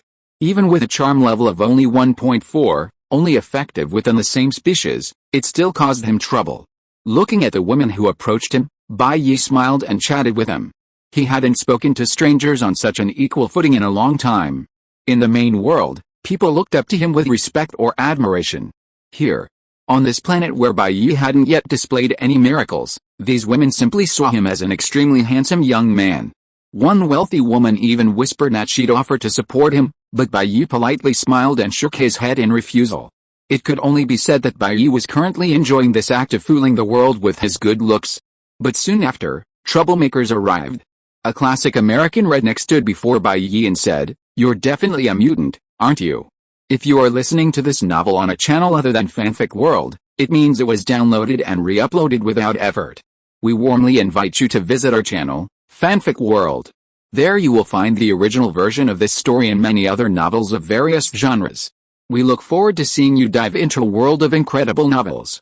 Chapter 264 As simple as eating and drinking. Mutants. Upon hearing this term, The girls surrounding Bai Ye's expression suddenly changed, and they instinctively took a step back. This term, which had appeared in the news a few days prior, filled them with fear and unfamiliarity. Before this, mutants had always been a classified entry. But just a few days earlier, at the Paris summit, with the assassination of William Trask, mystique was exposed in public. Only then did the term mutant truly enter the world's consciousness. Especially at the summit, the hostility and ferocity shown by mutants towards humans, coupled with the official silence, led the public to directly associate the word with danger. And now, with the burly man's questioning, the surrounding people's attention was once again focused on Bai Ye. Whether it was his flawless skin, his striking features, or his cascading black hair, he was indeed distinct from ordinary people. Before, they were only captivated by his looks, but now, upon calming down and thinking about it, something was very wrong. At the scene, facing the redneck's questioning, Bai Ye's smile remained unchanged as he nodded and said, "I am indeed a mutant. Is there a problem?" Upon hearing this, the surrounding crowd, who had previously retreated, suddenly moved back a few steps. The news has already said that all mutants are dangerous elements. The redneck, his eyes filled with jealousy and disgust, strode forward and grabbed Bai Ye's right hand, saying, "You mutant freak, come with me to the police station and turn yourself in." With that, Bai Ye slightly shifted his right hand, dodging the grab, his expression still gentle. "Your gaze is somewhat offensive, and I really dislike your description." Bai Ye grabbed the redneck's wrist in return and politely asked, "Could you please repeat that?" Seeing that this mutant freak dared to retaliate, a flash of anger crossed the redneck's eyes. His lips moved slightly, and the next moment, pain surged from his limbs to his brain. Crack! Crack! Bai Ye's hand seemed like a hydraulic press, gently twisting and crushing the man's right arm. Bone shattered, red flesh and cold white bone exploding apart. "Fine, I'm too lazy to listen to you lowly pigs and dogs." Bai Ye's tone was calm. With another flick of his wrist, he twisted all four of the man's limbs off in the same way. Blood gushed out, causing the surrounding crowd to scream and flee. In an instant, the place resembled a bloody slaughterhouse, a hellish place where demons were tortured. Looking at the blood-stained ground and the burly man screaming in pain, Bai Ye smiled and gently patted the man's shoulder. Just a moment later, the burly man, who had been bleeding profusely, found that the bleeding had stopped, and the cuts were now smooth. The redneck man howled, then realized that his body was no longer in pain. But when he came to his senses, he found that his limbs were still lying not far away. In other words, his body had become a complete human pig. "Enjoy the rest of your life, the rest of your days, being cared for by others." Bai Ye smiled, rose amidst the other man's terrified gaze, and walked away. "You're a devil, a demon," redneck roared at Bai Ye, despairing of his impending fate. But then, he noticed Bai Ye's steps seemed to halt because of his words. "I almost forgot about your honey tongue." Bai Ye turned back, suddenly realizing, and gently wiped his face. The next moment, his mouth was completely sealed shut. His lips seemingly joined together, and his tongue vanished. Seeing the other man's terrified expression, Bai Ye still smiled warmly, waving his hand as if bidding a final farewell to his life. After standing up, he looked up at the clear blue sky and walked towards an empty newspaper stand. The people inside had all fled because of Bai Ye's actions. He casually picked up a stack of newspapers and slowly browsed through them. The headline read, "Due to the escalating threat of mutants, a declaration conference on the mutant agreement will be held in Washington." The subheading still carried criticism. The mutant assassination attempt had failed, and the mutant was still on the run. So it's this time period. Is this days of future past? Bai Ye gently ran his fingertips along the rough edges of the newspaper, his gaze fixed on the words "assassination failed." If this were the original trilogy's timeline, the assassination would have been successful. But the newspaper indicated failure, meaning the timeline had been distorted. That meant Wolverine's consciousness had already traveled through time. And judging by the timing, Magneto should also be. Bai Ye pondered. Looking up, he indeed saw a giant stadium rising into the sky in the distance, controlled by Magneto, flying westward. "Tisk, should I intervene?" Bai Ye pondered, when a loud shout came from afar. "Stop. You're under arrest. Surrender with your hands up." Several policemen raised their pistols, aiming at Bai Ye's head. Out of the corner of their eyes, they saw Redneck writhing like a reptile beside them, their hands tense, as if about to go off at any moment. Hearing the voice beside him, Bai Ye, deep in thought, didn't hesitate for a moment. As if shooing away flies, he instinctively flung his hand at the policeman beside him. PFFT, a gust of wind swept by, blood splattered, and these people were left standing only with their feet, their upper bodies gone. Just like eating and drinking, they died instantly while Bai Ye was still thinking. At this moment, Bai Ye was still pondering why his senses had chosen to guide him to this world, and he didn't even realize that he had killed people. Oh well, whatever, I'm already here, I'll just treat it as a vacation. Bai Ye made this final decision, glancing up to see several policemen with only 2 long legs. Did I kill them? Looking at the limbs, Bai Ye was slightly puzzled, then turned without a trace of guilt and headed towards the direction Magneto was flying. After all, what were the worthless lives of these inferior beings compared to the White Emperor watching the spectacle? So what if they died? Did they expect to have a feast before they left? A gentle breeze blew, knocking down the long legs of the policemen, leaving only the rednecks writhing in despair. Meanwhile, at the open-air briefing outside the White House, while Charles used his abilities to locate Mystique, the Sentinel robots used for demonstration had already been secretly controlled by Magneto the previous night. These Sentinels were now aiming their weapons at the crowd attending the meeting, then firing. Rat-a-tat-tat-tat, the submachine guns on the Sentinels' arms roared, ripping up chunks of earth and exploding cars. Then, the riot began. Chapter 265 Battle Royal. Washington, D.C., at the Mutant Agreement Declaration Conference. Chaos erupted as the original Sentinels, controlled by Magneto, opened fire, and the crowd screamed and fled. The high-ranking officials, witnessing this, were completely unlike their demeanor during the declaration. Instead, they fearfully hid underground. But it was to no avail. High above, Magneto coldly waved his hand. Instantly, tens of thousands of tons of stadium collapsed, the outer ring of walls encircling the conference venue, completely blocking any outside rescue. After easily taking down Wolverine, Logan, and others, he swiftly pulled a steel fortress made entirely of alloy from the ground. Tearing open the alloy walls, Magneto looked at the officials hiding inside, his smile growing even colder. With a gentle wave of his hand, all the cameras previously used to film the president's speech were pointed at Magneto, and he began to address the world. He smiled contemptuously at the politicians. You built these weapons to destroy us. Why? Because you fear our talents. We are different from you. Humans are always afraid of the odd ones. Now I will tell you, tell the world, you should fear us.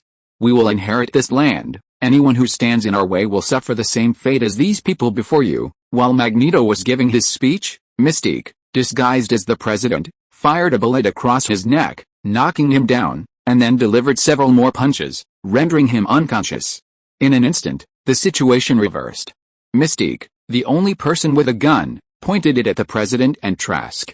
At this critical moment, Charles, standing nearby, directly communicated with Mystique telepathically, attempting to correct her through conversation.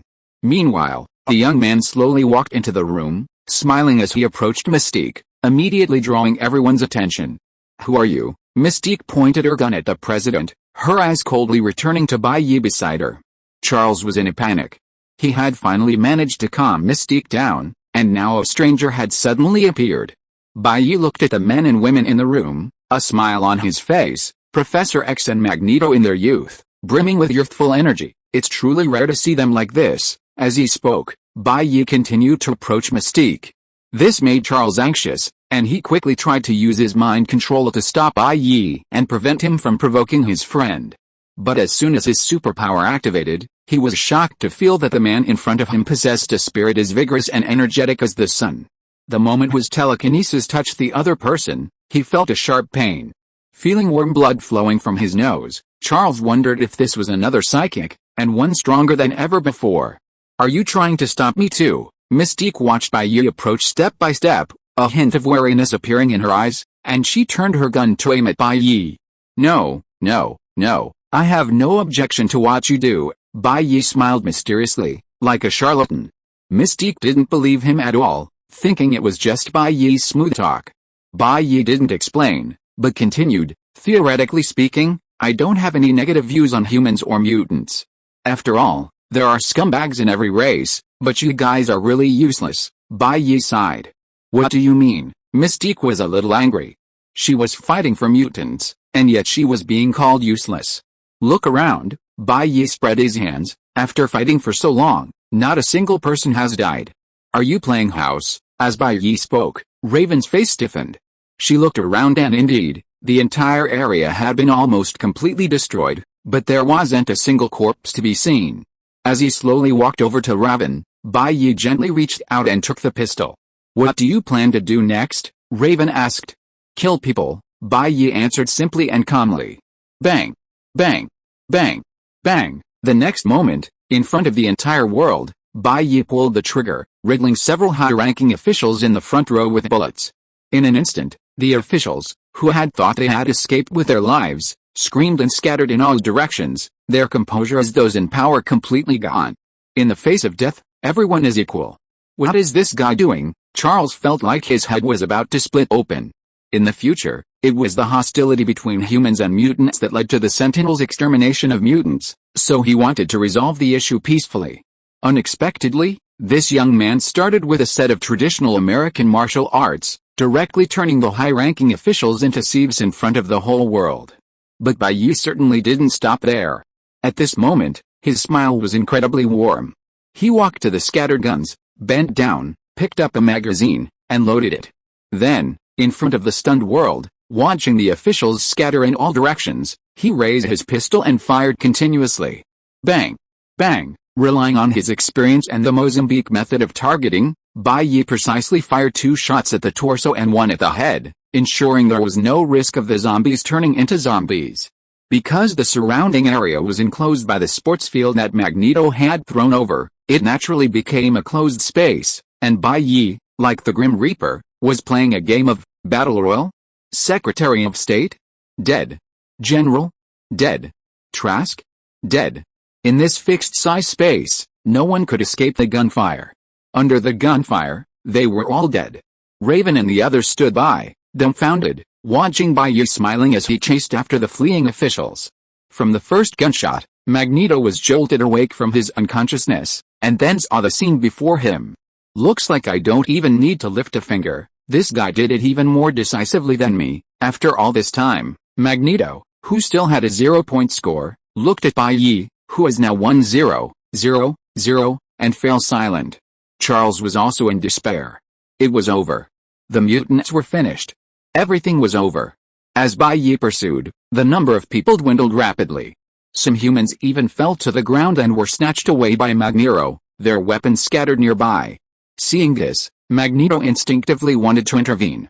But seeing Bai Ye's smiling, unhurried demeanor, he hesitated for a moment and then decided not to interfere. In an instant, a pistol was pointed at Bai Ye's forehead. A general raised his gun and coldly said, "Don't move." Bai Ye didn't answer. Without hesitation, he raised his pistol and aimed directly at the man's shoulder. Bang! The two fired almost simultaneously. The general felt a sharp pain in his shoulder and was shocked to see his bullet hit Bai Ye's eyeball, then deflated and slid off. "I'm not afraid of bullets, paratrooper," Bai Ye said calmly, then fired 2 more shots to end the man's life. Chapter 266 Doing Whatever You Want. Unbelievable. Shocking. This mutant summit has attracted global attention. After all, before this, ordinary people around the world had never heard of such a race, in which everyone possesses superpower-like special abilities. Therefore, this summit is as eye-catching as the United States officially announcing the existence of aliens, naturally attracting global attention. However, at this moment, in such a high-profile meeting, a teenager absurdly brandished a pistol, chasing and shooting at the high-ranking officials attending the meeting. Bang! Bang! Bang! Bai Ye's movements were more precise than surgery, yet more brutal than slaughter. It was as if the Grim Reaper was calling his way, with every 3 shots taking a life without exception. But compared to the scene of Bai Ye killing, the other party's expression was actually more noticeable to onlookers. On that dazzling face, there was a playful unruliness, with a chilling childlike innocence. It was as if he was recklessly spraying water guns in an amusement park, completely unaware that he was taking lives. With a wave of his hand, it was like a child crushing an ant crawling on the roadside. America had never suffered such a devastating loss. In less than 2 minutes, the top leaders were all dead. They were frantically gathering their forces, trying to rush to the scene and arrest this madman, but were blocked by the stadium left behind by Magneto. Mystique, looking at the corpses on the ground, felt a surge of satisfaction at having avenged herself, and chuckled, "Now I don't need to worry anymore, everyone's dead." After reloading the magazine 3 times, only one of the men who had been speaking on stage remained. The president, fearfully cornered by Bai Ye, watched him approach. Bai Ye's face radiated youthful arrogance and recklessness, like the Grim Reaper whose white robes remained unstained by blood. You want to kill me too?" Milhouse cowered in the corner, forcing himself to remain calm. As expected of the president, the most composed of all, not even begging for mercy, Bai Ye clapped lightly, his eyes filled with the approval of a superior. Milhouse was once very familiar with that look, but now he was gradually forgetting it. It was the look the president had given him when he was just a lowly senator. Only Bai Ye's was more brazen and undisguised. At this moment, Bai Ye's demeanor and tone made him clearly realize that this guy truly had no reverence for anything. He could kill your whole family if he wanted to. "What exactly do you want to do?" Milhouse mustered his courage and questioned. "What do I want to do?" Faced with Milhouse's questioning, Bai Ye seemed confused. "I don't know, I'm thinking about it myself." "Huh?" Everyone present, and indeed everyone around the world, was stunned by Bai Ye's answer. Milhouse couldn't even suppress the calmness in his voice. "You don't know what you want to do, so you just kill them all. You don't know what you're doing, yet you raise your hand and fire dozens of shots, sending a dozen people to report to the King of Hell? Brother, are you kidding me? Where did this reincarnation of Li Kui come from? A god of slaughter incarnate?" Magneto, in particular, felt a clear sense of failure as a villain. His years of achievements paled in comparison to a few casual shots fired by Bai Ye. "Is there a problem?" Bai Ye countered, prompting Milhouse to curse inwardly. The problem was immense, this madman. Pointing his pistol at Milhouse, Bai Ye chuckled. "You're president now, and still so naive? Do you need a reason to kill? I'm a mutant." Bai Ye gently patted Milhouse's right cheek. "What, you're not convinced? Then convict me." Releasing his hand, Bai Ye tossed the pistol aside, looking at the president who dared not speak out. "Since you're quite sensible, I'll spare your life. Hurry up and say thank you." "Thank you." Milhouse hurriedly forced a smile. "You're welcome," Bai Ye said politely with a smile. But in Charles's eyes, tears were already welling up. There was no chance. Even though Bai Ye spared the president, everyone else was forced to die in public, and the next wave of the siege against mutants was about to begin. And that predetermined dead end seemed unchangeable. Seeing everything was over, Magneto stepped forward and said, "May I ask who you are? Now that you've killed so many people, the human government will definitely not let this go. What are your plans?" "You can call me Bai." Bai Ye smiled. "As for what to do next, I haven't decided yet." "Don't joke around." Magneto didn't believe it at all. Such a huge incident, yet it was handled like a simple school trip. There must be some kind of scheme. "No, I'm serious," Bai Ye said matter-of-factly. "Why think so much? I don't even know why I'm here." "Let's explore the map first." "Explore the map?" Bai Ye nodded nonchalantly.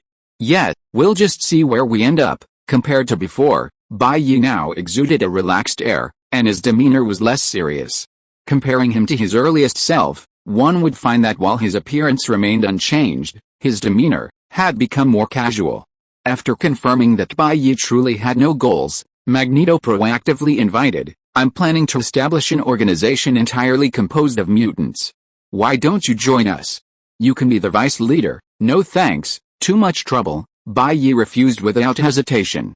Meanwhile, Mystique had already pulled Charles from the rubble, helped him into a wheelchair, and pushed him in front of the group, saying, "This isn't a place to chat.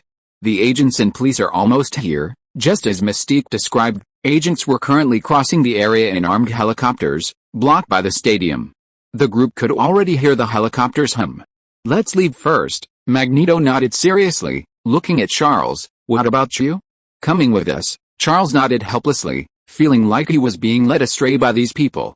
Under White Knight's ruthless methods, peace talks were hopeless. The only option was to quell the unrest through battle. Seeing his friend yield, Magneto smiled with satisfaction. He had never before considered using this method to subdue Charles. Manipulating his steel powers, he prepared to take all the mutants present, then glanced at the approaching helicopter, ready to use his abilities to rip it off. But in the next moment, a violent impact occurred. Chapter 267. The White House also has the surname White. Outside the White House in Washington, D.C., A massive stadium enveloped all the passageways, and several armed helicopters were approaching. An unprecedentedly heinous crime had occurred here. Magneto, watching the helicopters in the distance, stretched out his arm, intending to crush them into scrap metal with his magnetism. Nearby, Mystique, Charles, and several other mutants who had just been fighting to the death were already discussing where they should go on their next adventure. While they were discussing, no one paid any attention to Bai Ye standing nearby. After all, in their eyes, Bai Ye, this mutant, was nothing special except for his ruthlessness and apparent imperviousness to bullets. Magneto had given him the position of deputy leader because he valued Bai Ye's decisiveness and ruthlessness. Only Charles could see Bai Ye's dazzling, sun-like spiritual radiance, but it seemed to have no effect on their current situation. Therefore, everyone ignored Bai Ye. In their indifference, they didn't notice that Bai Ye took a few steps towards the distant helicopters. Then, he clenched his fist and punched. The shockwave, like 10,000 bolts of lightning striking simultaneously, stunned the group, leaving their minds blank. Turning around, they saw Bai Ye retract his fist, leaving behind a massive trench hundreds of meters long, shattered from the outer edge of the stadium. Everywhere were broken walls and rubble, large amounts of concrete pushed aside to reveal dark brown gravel beneath. Staring at the boy who had turned back, everyone's minds went blank, unable to describe it. Viewers worldwide, watching through cameras, were also stunned, staring in shock at what looked like a missile. No, even a missile couldn't have created such an outrageous trench. Magneto, who had been preparing to demonstrate his power to Bai Ye, fell silent, then pondered a question. If I relinquish the leadership now, can I recruit this guy into the organization? I think this place is pretty good, Bai Ye said, pointing to the White House, the presidential residence. Since the White House is also named after Bai, let's use it as our base of operations, using the White House, the presidential residence, as their base of operations. Hearing Bai Ye's creative idea, Bai Ye instinctively glanced at the president, who stood dumbfounded in the corner. The president immediately shook his head and said, I have no objection. See, even the president has no objection, so from now on, this place belongs to Bai Ye. Bai Ye's Bai Ye said with satisfaction. But, Mystique was about to speak when Magneto asked first, I want to know how strong you are, Bai Ye? Can you withstand bombardment from airplanes and artillery, and survive nuclear weapons? Magneto asked seriously. Of course, no problem. Right now, there shouldn't be anything on this planet that can beat me in my current state, Bai Ye said confidently in a serious tone. Good, Magneto nodded without hesitation. We'll stay here and make this the base for all mutants in the world. Eric, what are you doing? Mystique was anxious. Bai Ye's strength was Bai Ye's business, but for them, who were just ordinary mortals, a large-scale bombing raid could easily wipe out everyone except Bai Ye with just a single accident. Thinking of this, Mystique quickly looked at Charles, hoping he would say something to persuade them. Then let's do it this way, everyone stay. Charles suddenly said as well. Charles, why are you doing this nonsense too? Mystique and even Mr. Beast, who was present, couldn't understand it at this moment. Since you two have agreed, then you'll stay here from now on. Bai Ye made the final decision, and the two in front of him immediately agreed. Hey, you guys are too. Mystique and Mr. Beast were stunned on the spot. This was too casual, just casually staying in such a dangerous location. But Magneto no longer paid attention to Mystique's protests. After confirming the base, he walked in front of the live broadcast camera, raised his hands, and continued to deliver his unfinished speech. Mutants from all over the world, we are the future. We will inherit this land. Anyone who tries to stop us will meet a terrible end. No more hiding, no more suffering. You have lived in humiliation and fear for too long. Step forward. Fight for mutants. A new tomorrow begins today. We will hold out here until the very end, awaiting your arrival. That's quite inspiring, Bai Ye commented, believing that countless mutants around the world were encouraged by Magneto's words. However, they still needed to wait. Inspiration doesn't replace action. Only after Bai Ye and his group demonstrated their ability to resist human retaliation would most people choose to join. After all, the saying whoever wins, they help doesn't only apply to humans. As for who will ultimately win? Of course, it depends on which side Bai Ye chooses to bet on at the card table. At least, Bai Ye's attitude at this moment is, he doesn't want mutants to lose, otherwise humanity can't win. At this moment, The entire world is shaken by Bai Ye's actions. He single-handedly slaughtered the entire upper echelons of this country.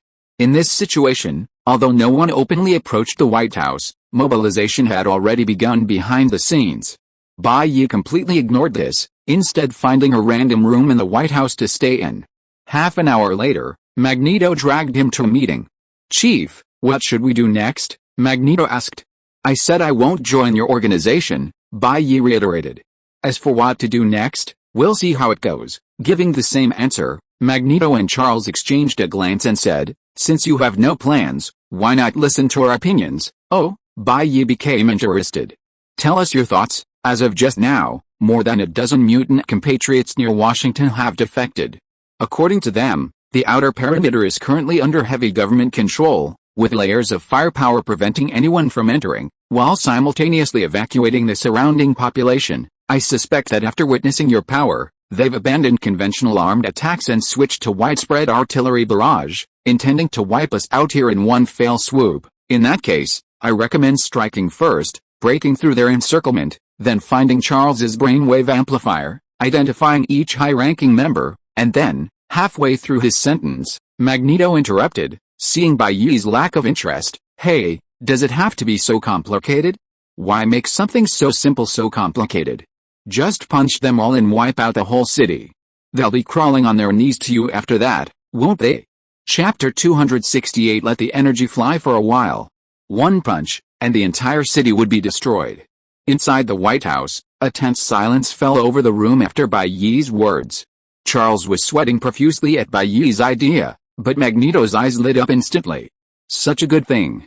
Chief, can you really destroy the entire city with one punch?" Charles looked at his friend's eager expression, cold sweat beading on his forehead. One was a carefree cynic, the other a radical. These two together, would they really wipe out a city? "Of course I can. One punch could wipe out humanity, no problem," Bai Ye said confidently, which troubled Magneto. After all, Bai Ye's punch was indiscriminate. What if it affected his fellow mutants? Isn't there a way to have the best of both worlds, to exterminate humanity while allowing mutants to survive? Magneto asked worriedly. "It's not impossible, a targeted strike would suffice," Bai Ye suggested. "Once I know who the mutants are, and eliminate them, I can unleash billions of energy beams at light speed in an instant, wiping out all humanity across half the Earth, but that's nothing special."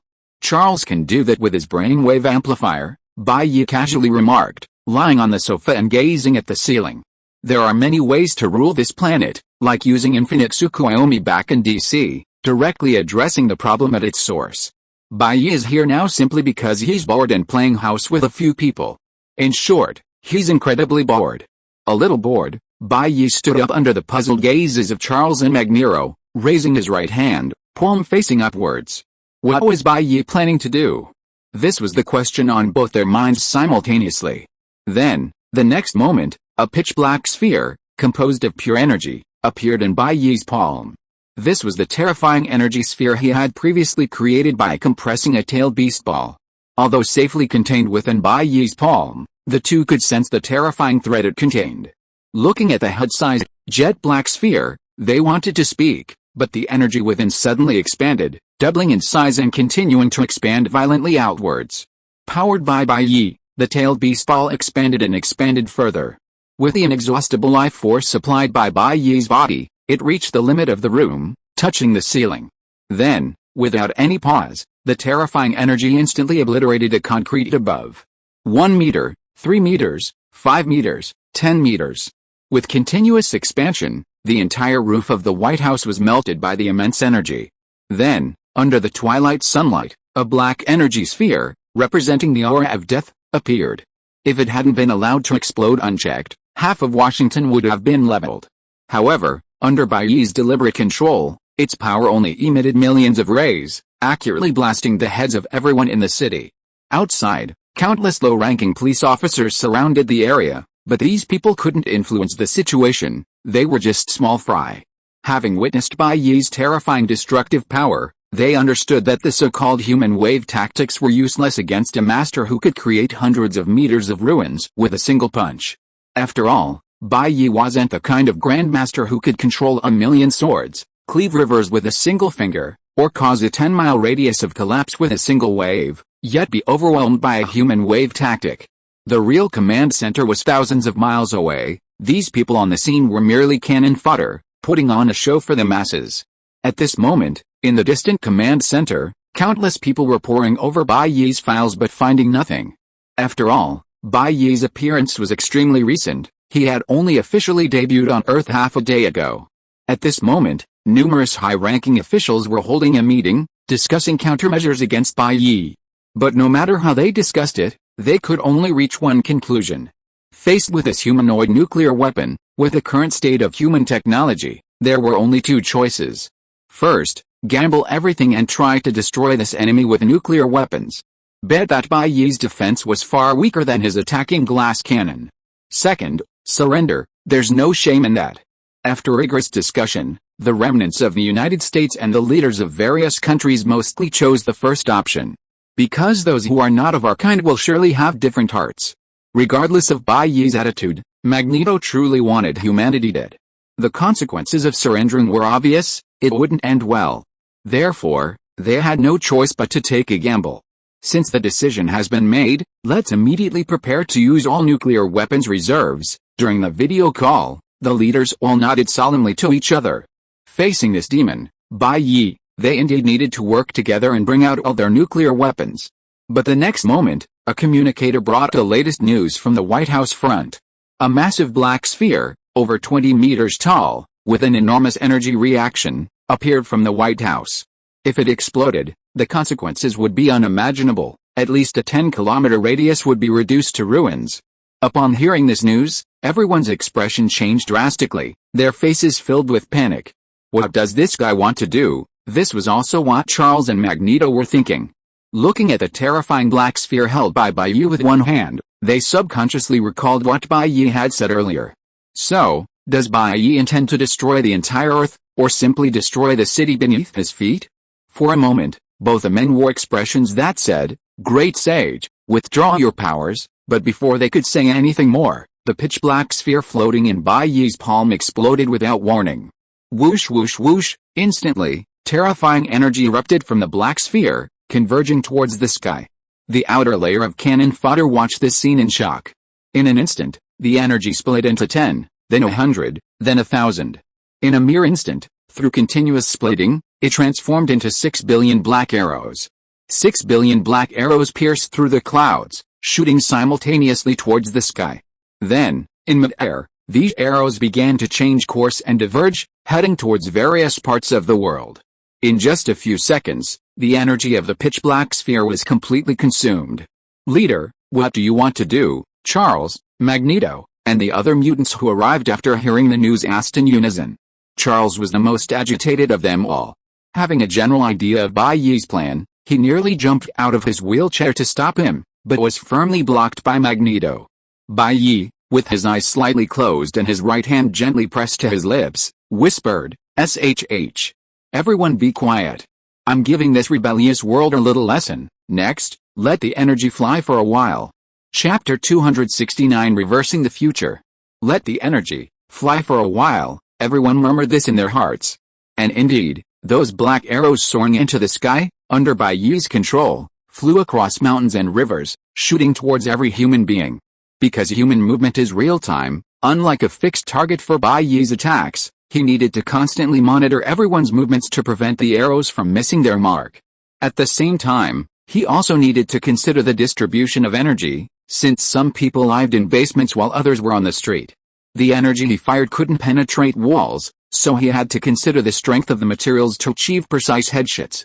Countless parameters needed to be calculated by Bai Ye, and even he needed to carefully consider and rationally allocate the energy at his disposal.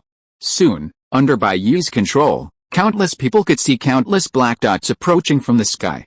On the streets of New York, ordinary people could see nearly 10 million arrows covering the sky, blocking out the sunlight. On a snow-capped mountain, behind a group of climbers, 7 arrows approached from afar.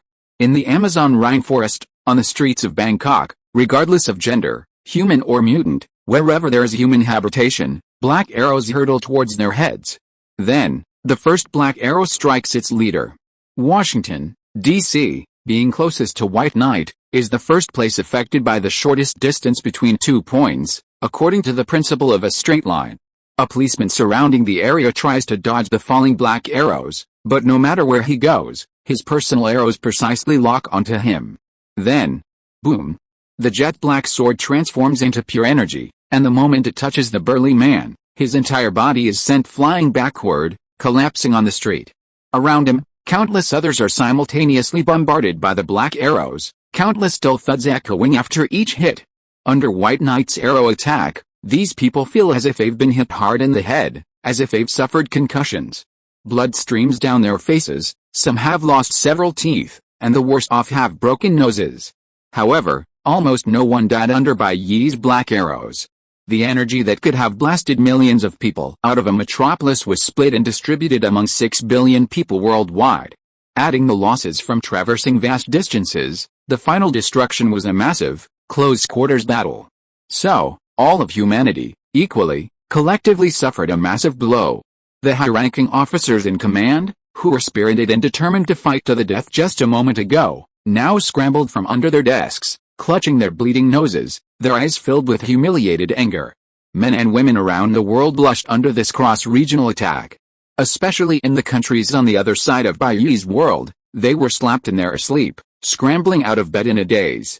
And what awaited them was Bai Ye's second wave of attack. Inside the White House, Bai Ye raised both hands simultaneously, gathering huge black spheres on either side. A sinister smile appeared on his face. One massive blow wasn't enough. He needed at least 10 pulls to guarantee a gold medal. Compared to life, 10 slaps were a light punishment. As for intensity, the strong would get a good slap, the young and old a mild one. After all, no one could go unpunished. The next moment, terrifying energy fluctuations reappeared, followed by a second and third wave of arrows flying into the sky at an even faster speed, accurately delivering slaps to everyone on the globe. If the first slap was met with shame and indignation, the second was pure anger. Was it ever going to end? Then came the third, the fourth. In a series of relentless slaps, these people were utterly terrified. It wasn't a question of swollen faces anymore, it was a question of whether they would be slapped to death. Of course, not everyone managed to dodge the attacks, such as a speedster with hundreds of times the speed of sound. After the first wave of arrows rained down, the next 9 didn't catch up until their energy was depleted, dissipating in midair. Amidst wave after wave of arrows that seemed to have no end, finally, after 10 waves, Bai Ye chose to stop. "It's over," Bai Ye lightly clapped his hands. Magneto subconsciously asked, "Are all humans dead? You're overthinking it. I'm a good guy, okay? Those waves only killed a few million people in total," Bai Ye said speechlessly. "They'll probably surrender soon. Get ready to come out and accept surrender." Several mutants were surprised, but only Charles, who had used telepathy to sense the situation outside, understood why. Magneto leaned towards the window and looked out. Sure enough, he saw the police who had surrounded the White House now rushing towards them in massive numbers. However, their faces were swollen and bruised, like pigs' heads, unrecognizable even to their own mothers. The people inside the White House were among the few in the world alive and without any injuries. Opening the door, these people, each clutching their swollen faces, said, "We surrender, stop fighting." Silently opening the door, looking at the assembled officials, each one stammering, their faces too swollen to speak, Magneto and the other mutants were speechless. Meanwhile, in the future, countless mutants were fighting. Because Wolverine had sunk into the lake, the surviving mutants were unaware of what had happened after White Knight's appearance. They could only try their best to maintain the time travel to ensure a greater possibility of reversing the future. Professor X watched as one mutant after another died under the Sentinels' attacks, a trace of sorrow and despair flashing in his eyes. Finally, after the brutal massacre, with the mutants outside almost wiped out, a sentinel broke through the blockade and walked in, his cheeks splitting open like chrysanthemums, aiming at the mutants inside. In the final moments, Rogue, who had absorbed Phantom Cat's power, watched in despair as the Sentinel's pillar of fire surged towards everyone. Finally, before dying, Rogue abandoned the output of his power and withdrew the time travel ability from Logan. The moment the power stopped activating, the future altered by White Knight's past began to flow backward, influencing the reality of this moment. When Rogue opened his eyes, he was astonished to find that he hadn't died from the Sentinel's attack. Moreover, The surrounding environment was completely different from the original sealed room, as if you were in a pure white base like in a science fiction movie. Before her stood a girl identical to herself, smiling and saying, "Welcome to June 29th, 2023. This is a completely new timeline, come and take a look. Almost all your friends from the old timeline should have been transferred over." The little rascal stared blankly at the changing world before her, her mind blank, and instinctively asked, What is all this? Chapter 270 Home Delivery. It's very easy to understand. You are Rogue from the old timeline, and I am Anna Marie from the new universe created by your time-altering. The woman who looked exactly like Rogue said this, causing Rogue to momentarily freeze in shock. After thinking for a while, she tentatively asked, "I roughly understand what you're saying. So, we successfully changed the timeline? The mutant survived, you can understand it that way," the woman smiled. "But how come I have memories of this timeline?" Rogue asked. Previously, when they were struggling to survive under the Sentinel's pursuit, Shadowkit had used her time travel ability countless times to change the past. But each time, only the person whose consciousness returned to the past retained the memories in the new timeline. This was why Professor X's telepathic ability allowed them to directly read minds and know what happened in the previous timeline, so they could learn from the experience. Yet, in this timeline alteration, which lasted the longest, she still retained all her memories. Because we extracted the past from this destruction, the woman explained slowly. The space-time of our universe is indeed unified, as you guessed. Any influence upstream will completely alter the downstream, past changes will overwrite the present. However, before that overriding, we voted to extract your universe separately. In other words, we are two counterparts existing in the same space-time, Mary explained. The little rascal was somewhat confused. Just changing the past could have such a huge impact? They even extracted a universe. Seemingly sensing the other's confusion, Mary smiled and explained, "This has nothing to do with you, of course. In fact, even without you, this timeline would have been completely altered. Our observations show that your changes only shifted this timeline towards a relatively peaceful future, and ultimately, mutants will still be extinct in a relatively safe way. However, we still want to express our gratitude on behalf of mutants to those who diligently explored living spaces in the old timeline, and at the same time, we want to apologize on behalf of all humanity for all the persecution of the past." With that, Mary solemnly bowed to Rogue, then stood up, her smile returning, and said, "Now come out and see your friends. They, like you, have awakened from their slumber." Soon, led by Mary, the two walked out of the cold, white room, through a corridor made of some unknown material, and saw countless comrades who had died gathered together, excitedly discussing something. Noticing her arrival, Professor X looked up, smiled, and waved. That single gesture brought tears to Rogue's eyes. The scene felt so harmonious. "What me?" A roar echoed from the depths of Egypt, followed by a violent explosion. Amidst the billowing yellow sand, a man with gray skin and blue lips, clad in an ancient, elaborate robe, emerged, roaring furiously. He was Apocalypse, the first mutant in recorded history, a god of the ancient world. Just moments ago, an unknown black arrow had descended from the sky, penetrating deep underground and delivering a devastating blow. The impact of that massive black arrow had ripped him from the stone slab that held his superpowers, abruptly waking him from his slumber. This was utter disrespect to God. Filled with intense shame and anger, he scanned his surroundings, but his surroundings surprised him. In the distance, men and women were gathered in the streets, their faces swollen, clearly having just suffered severe injuries. In this human settlement, countless unfamiliar sights made him wonder how long he had been asleep. Under his previous rule, these lowly people, devoid of even mutant abilities, were not even entitled to sit at the table. How come everyone dares to swagger around the streets now? Is enslavement too easy? The violent explosion here naturally attracted the attention of those around. Countless people with swollen cheeks approached with vigilance and worry. When they saw Apocalypse's alien-like appearance, it filled them with intense fear.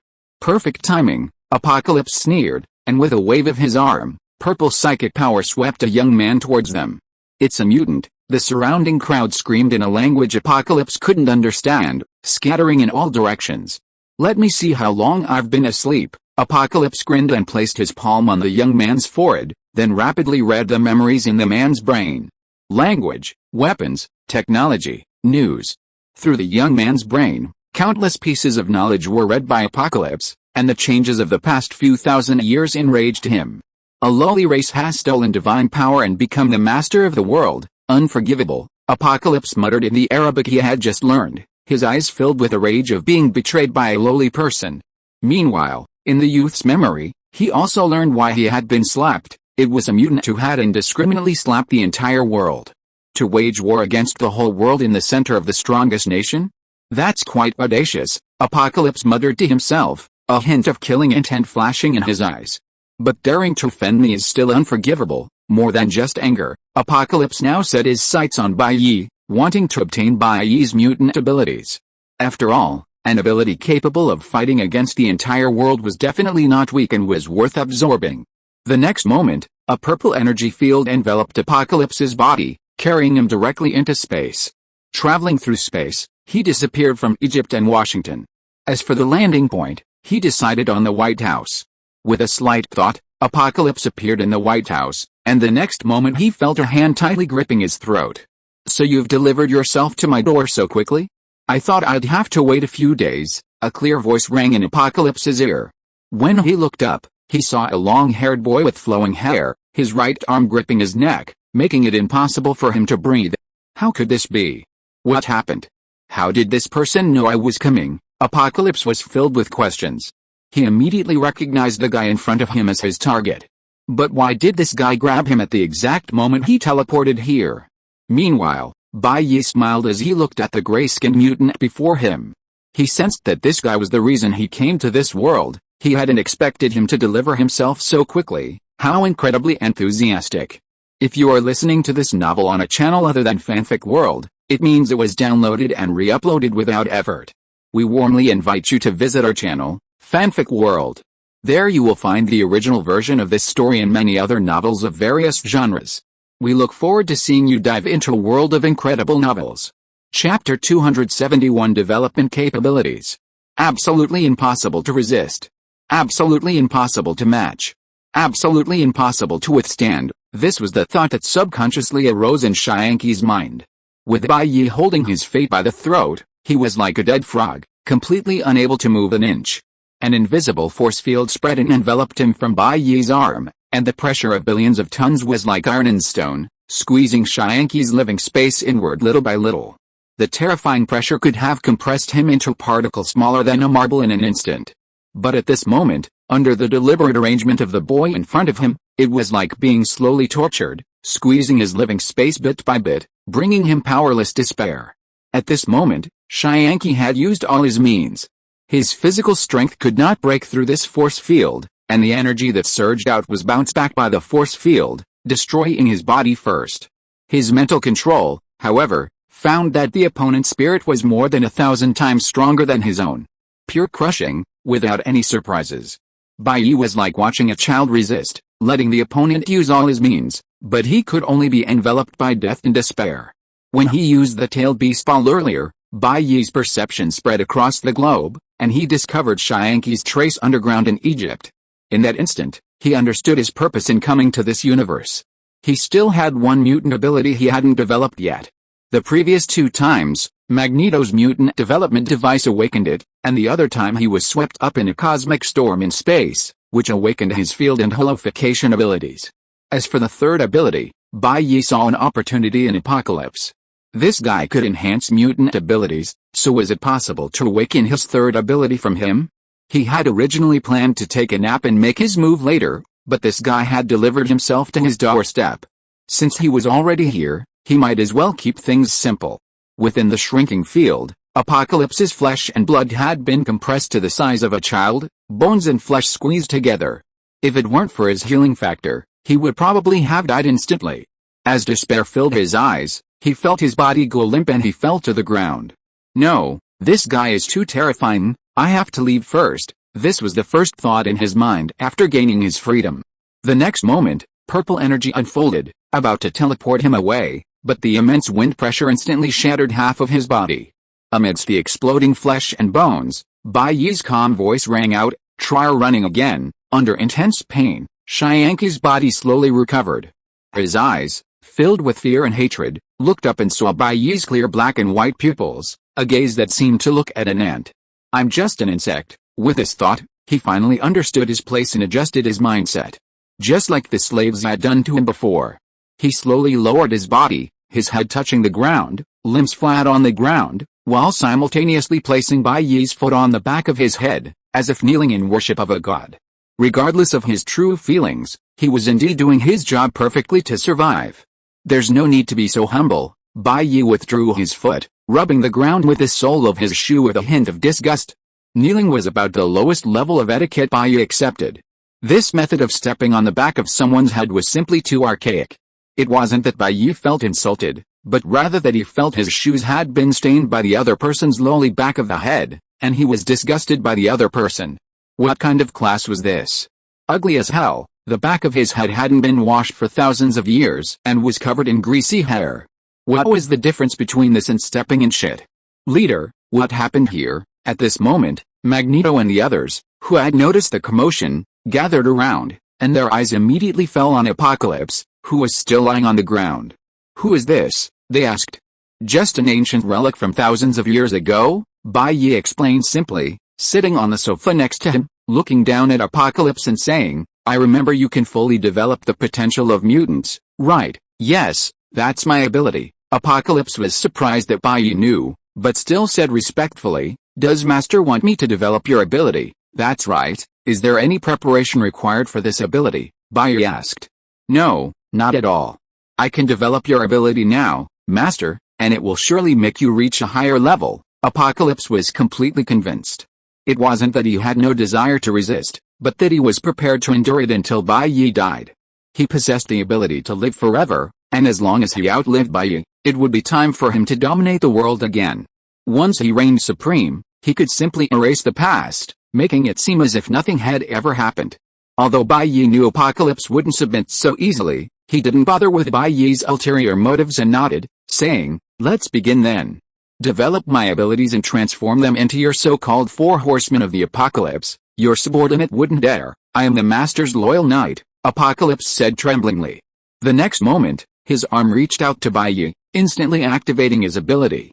The invisible power acted remotely on Bai Ye, allowing him to feel the changes in his body. This potential, the effect was two-way. During the development, Apocalypse could naturally sense the upper limit of Bai Ye's abilities. His potential was unfathomable. But high potential didn't necessarily mean Bai Ye's abilities were powerful. Whether it was etherealization, the field, or the newly awakened ability, they were all geared towards support. Without Bai Ye's terrifying physical attributes, the effect would be far less impressive on someone else. As the center of the entire arena, Bai Ye could feel his mutated abilities, under the development of Apocalypse, surging violently and becoming somewhat uncontrollable. His force field expanded outwards, enveloping the entire planet in a matter of moments, followed by a violent twisting. This force field, 10 times stronger than normal and incorporating all of Bai Ye's power, instantly flipped the Earth, twisting the entire planet into pretzel shape. Humans on Earth felt a dizzying sensation, and the world plunged into absolute darkness. The sun and moon vanished from the sky.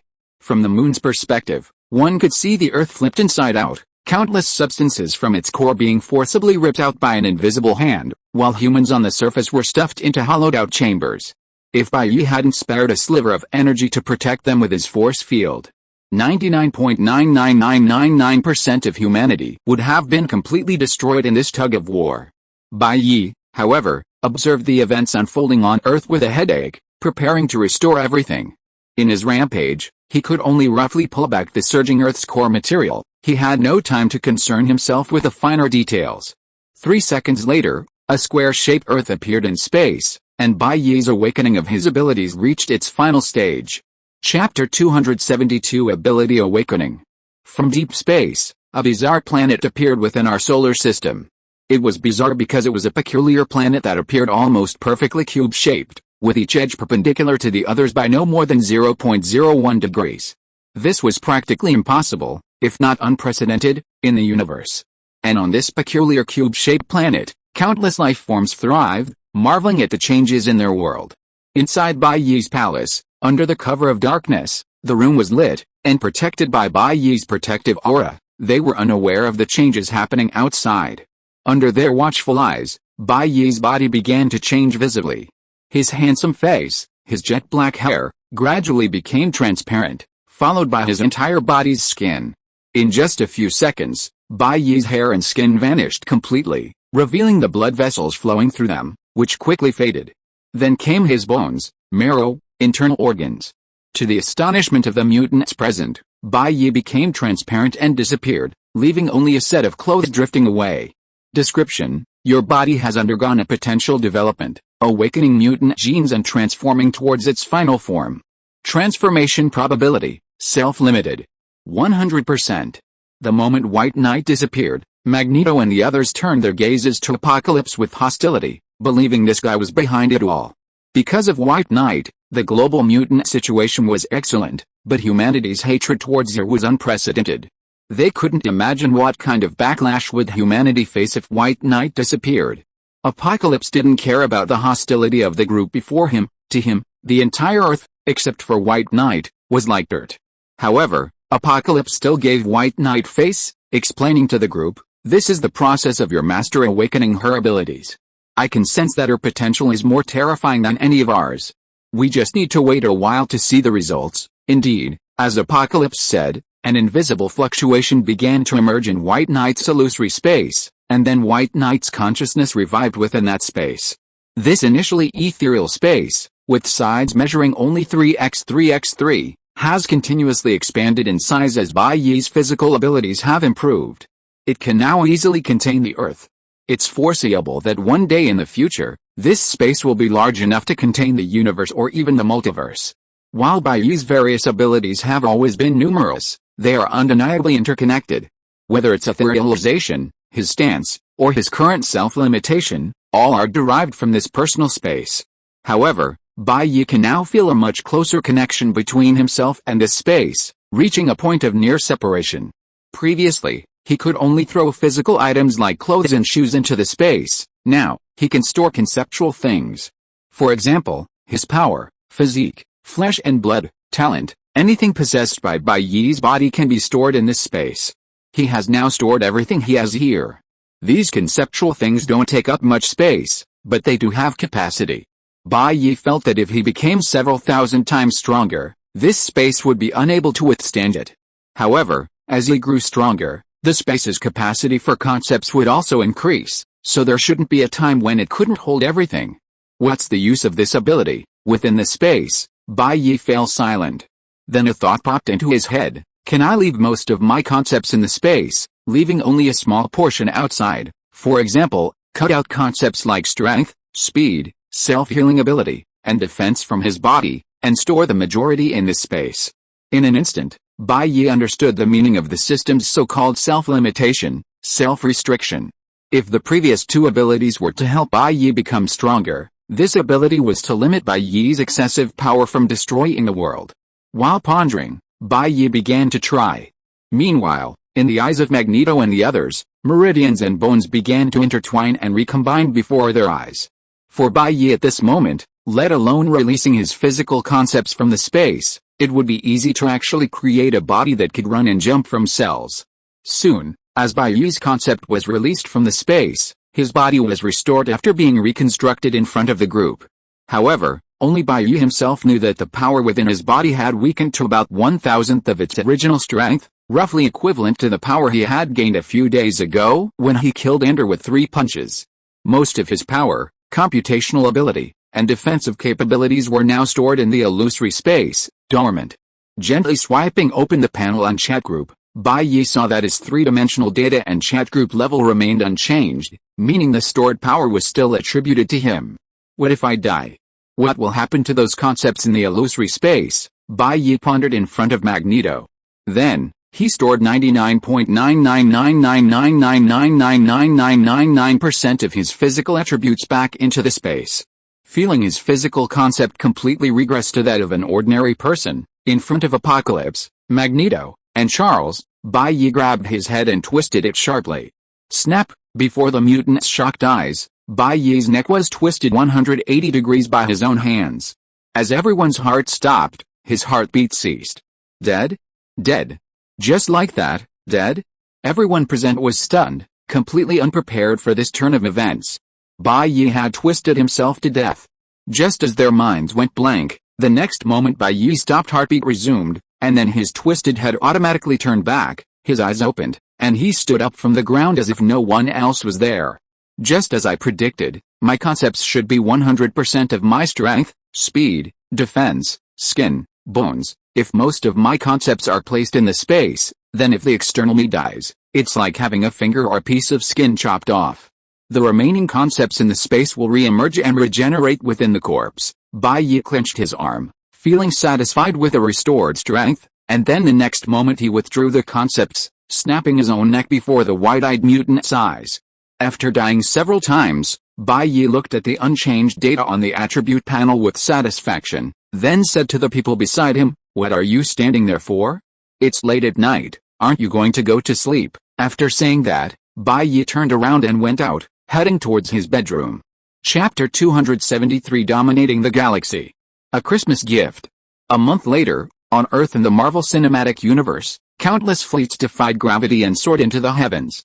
After White Knight took control of the world, he issued an order for the entire globe to focus on developing space technology, preparing for a future where they could play bigger and more exciting games in space.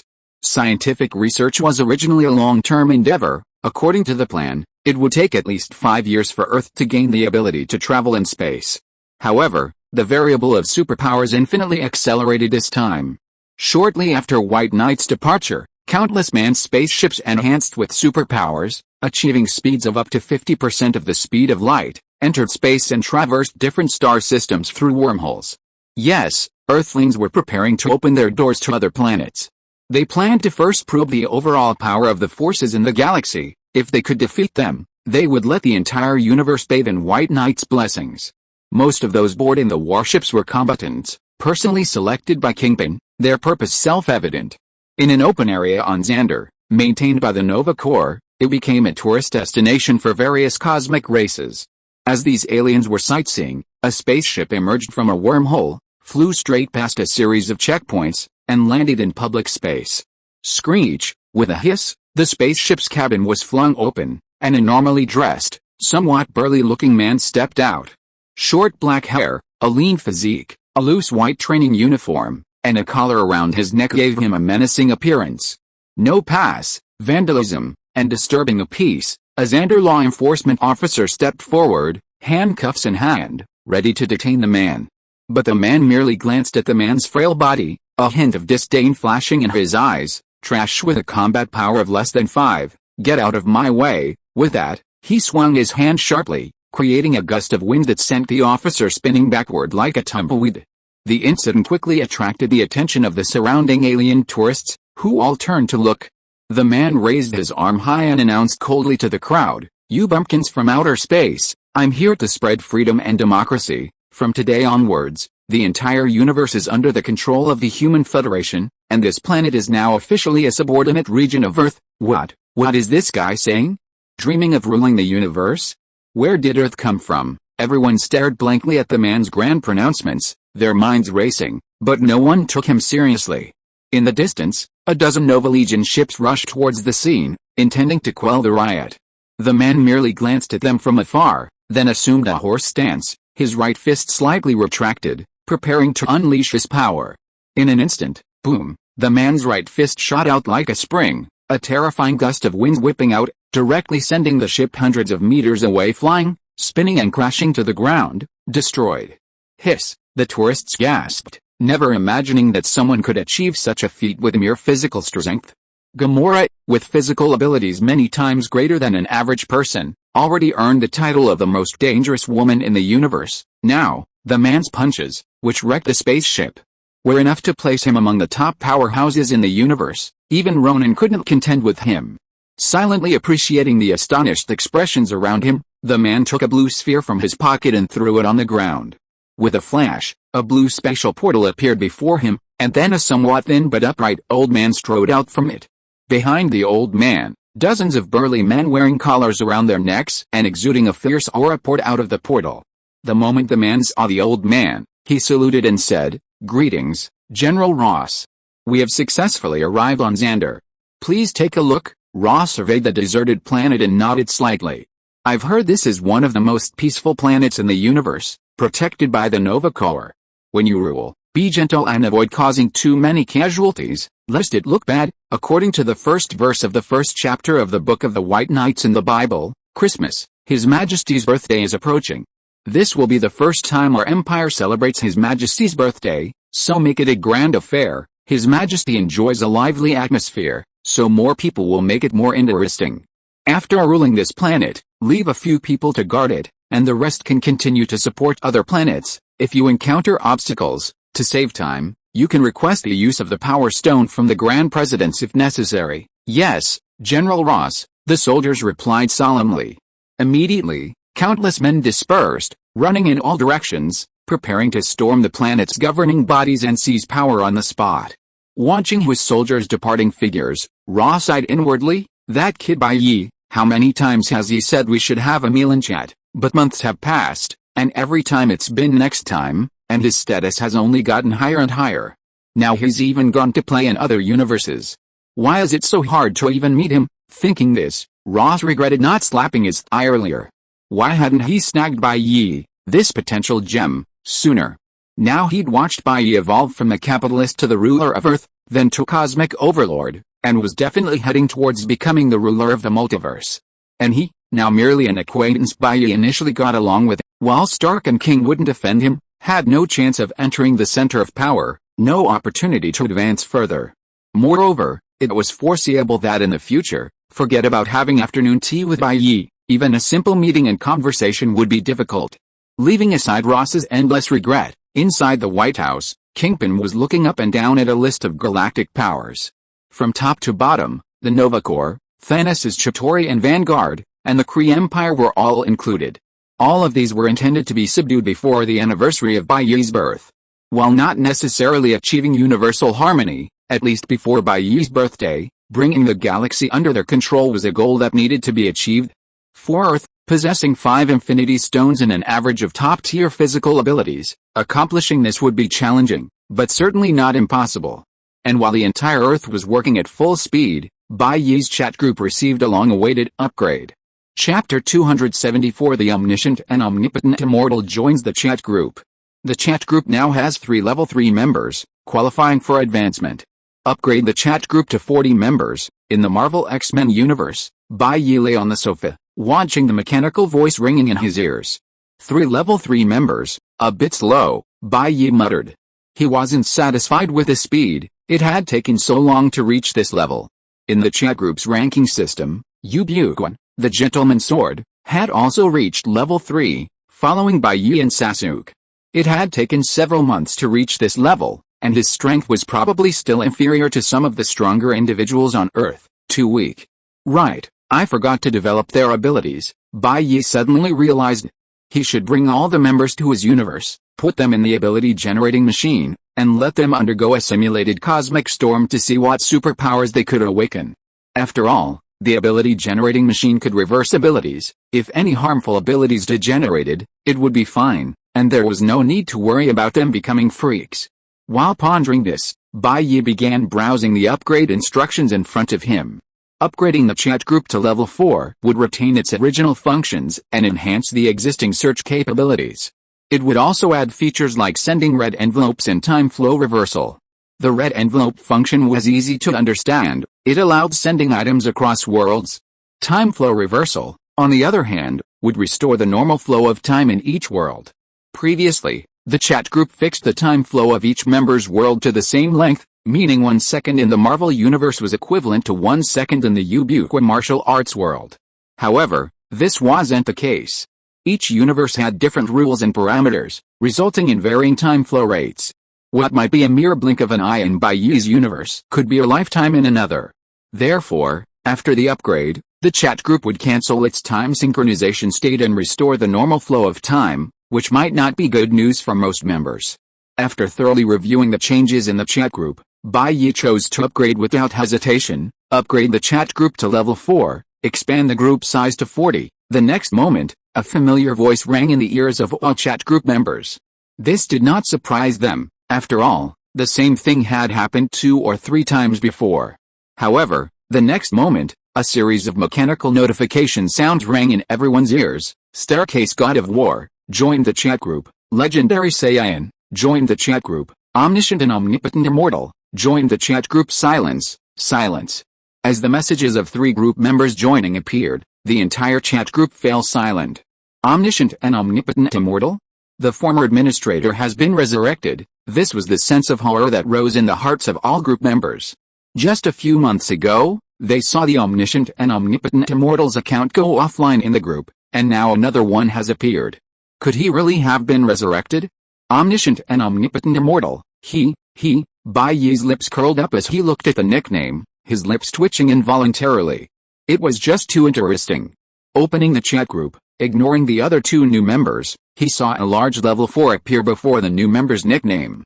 The new member's name card simply read, "Calculating all under heaven." Could he really have been resurrected? Bai Ye thought calmly, his emotions barely fluctuating.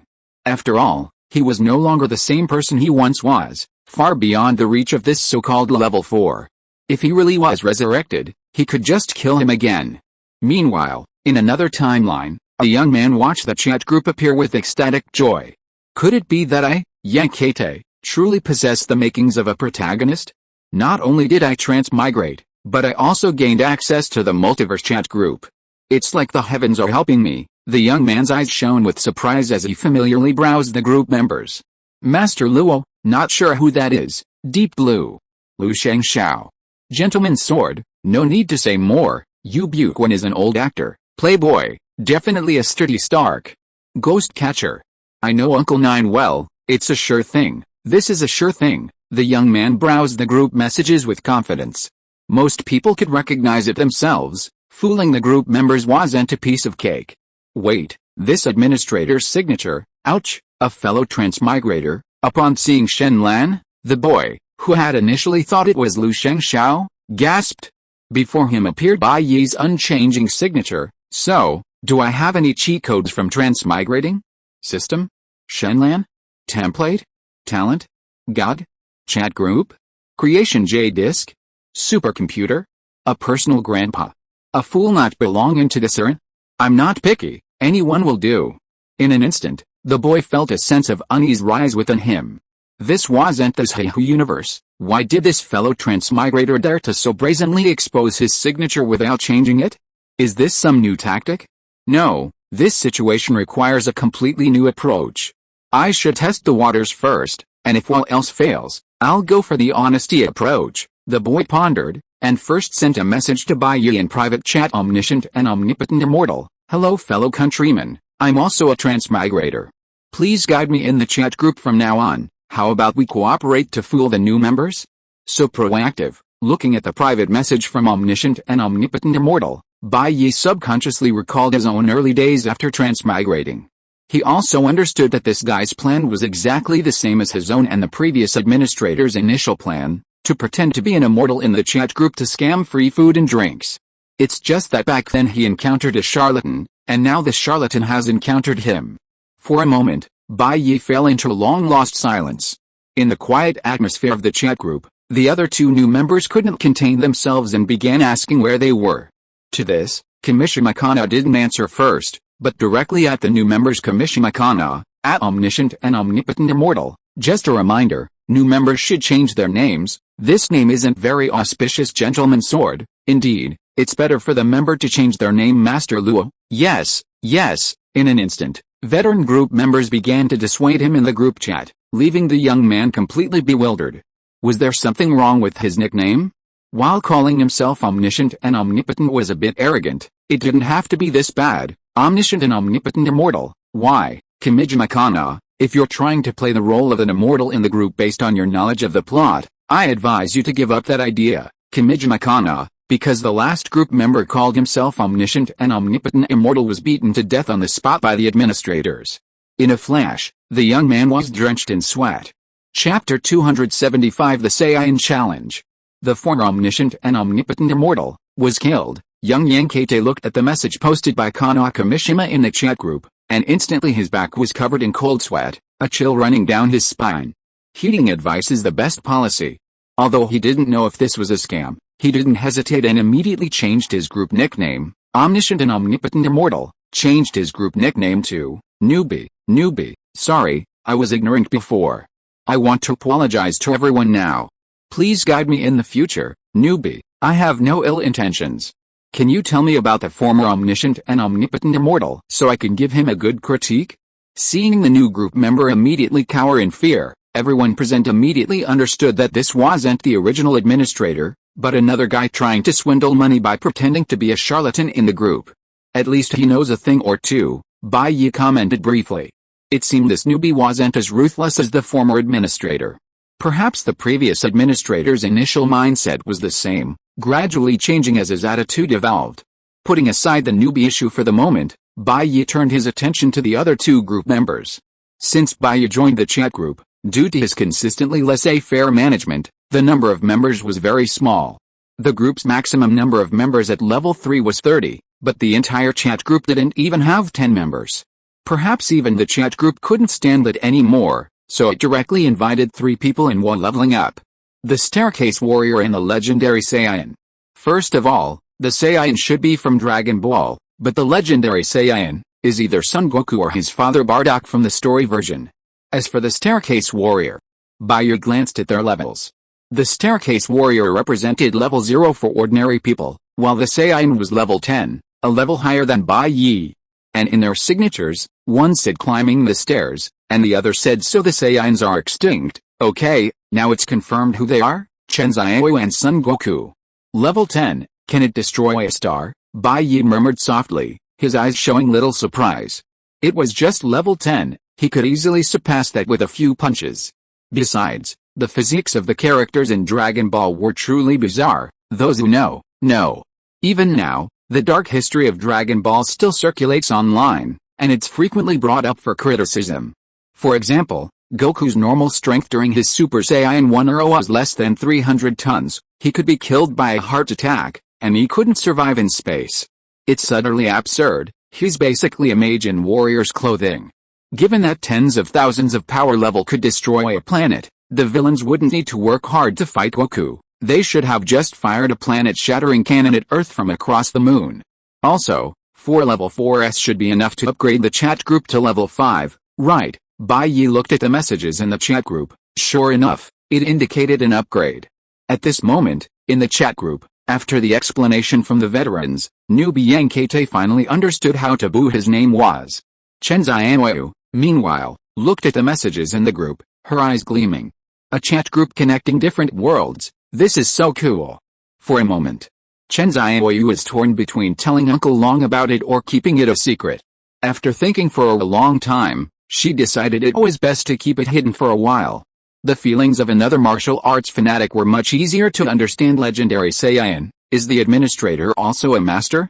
Can I spar with him? Only then did the group members notice the level 10 prefix in Saiyan's name, and they all gasped in shock. After all, there had never been such a strong master in the group before.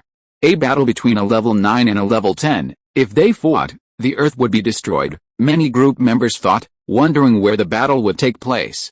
Bai Ye, however, curled his lip in disdain, thinking of Saitama not long ago. Another battle maniac has arrived. Goku, who was preparing for the upcoming battle against the androids on Earth, had anticipation in his eyes.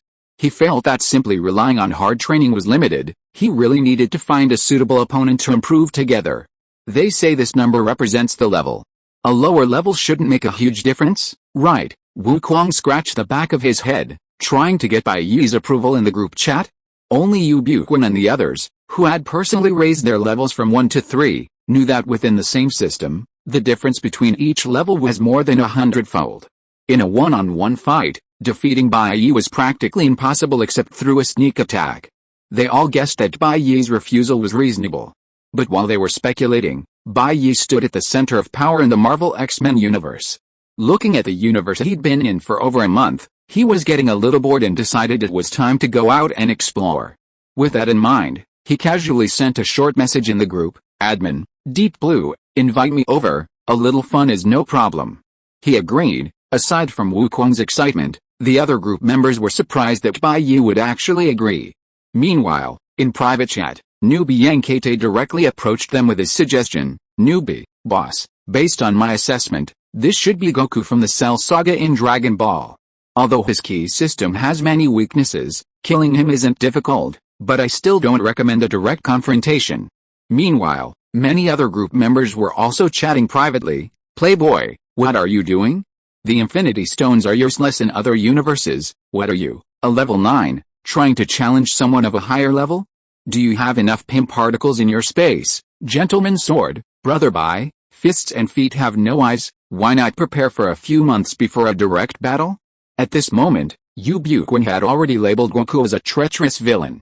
After all, having just learned about the group rules and the deeds of the omniscient and omnipotent immortal, he wanted to challenge the administrator just because he was a high-level player, definitely coveting the administrator's seat. Such a person's talk of sparring is absolutely untrustworthy. He might just fight to the death once the battle begins. Bai Ye had given him a second chance, had immense potential, and was impeccable to the other group members. The new member seemed like a cunning and calculating individual, and from any perspective, he was unwilling to let Bai Ye rush into battle. Many others shared Gwen's sentiments. Sun Wukong's single-minded focus on combat was seen by the other group members as having ulterior motives and definitely harboring ill intentions. Immediately, in Bai Ye's private chat, everyone in the group advised him not to take the risk, at least waiting until he reached level 10. Bai Ye didn't respond to this. Instead, he patiently guided Sun Wukong in the chat on how to invite other group members. End of this chapter. Thank you so much for reading until the end. Don't forget to give it a like. Looking for more exclusive content and immediate access? Subscribe to our Patreon. Remember, every like, subscription or donation encourages us to continue. Thank you all. See you in the next video.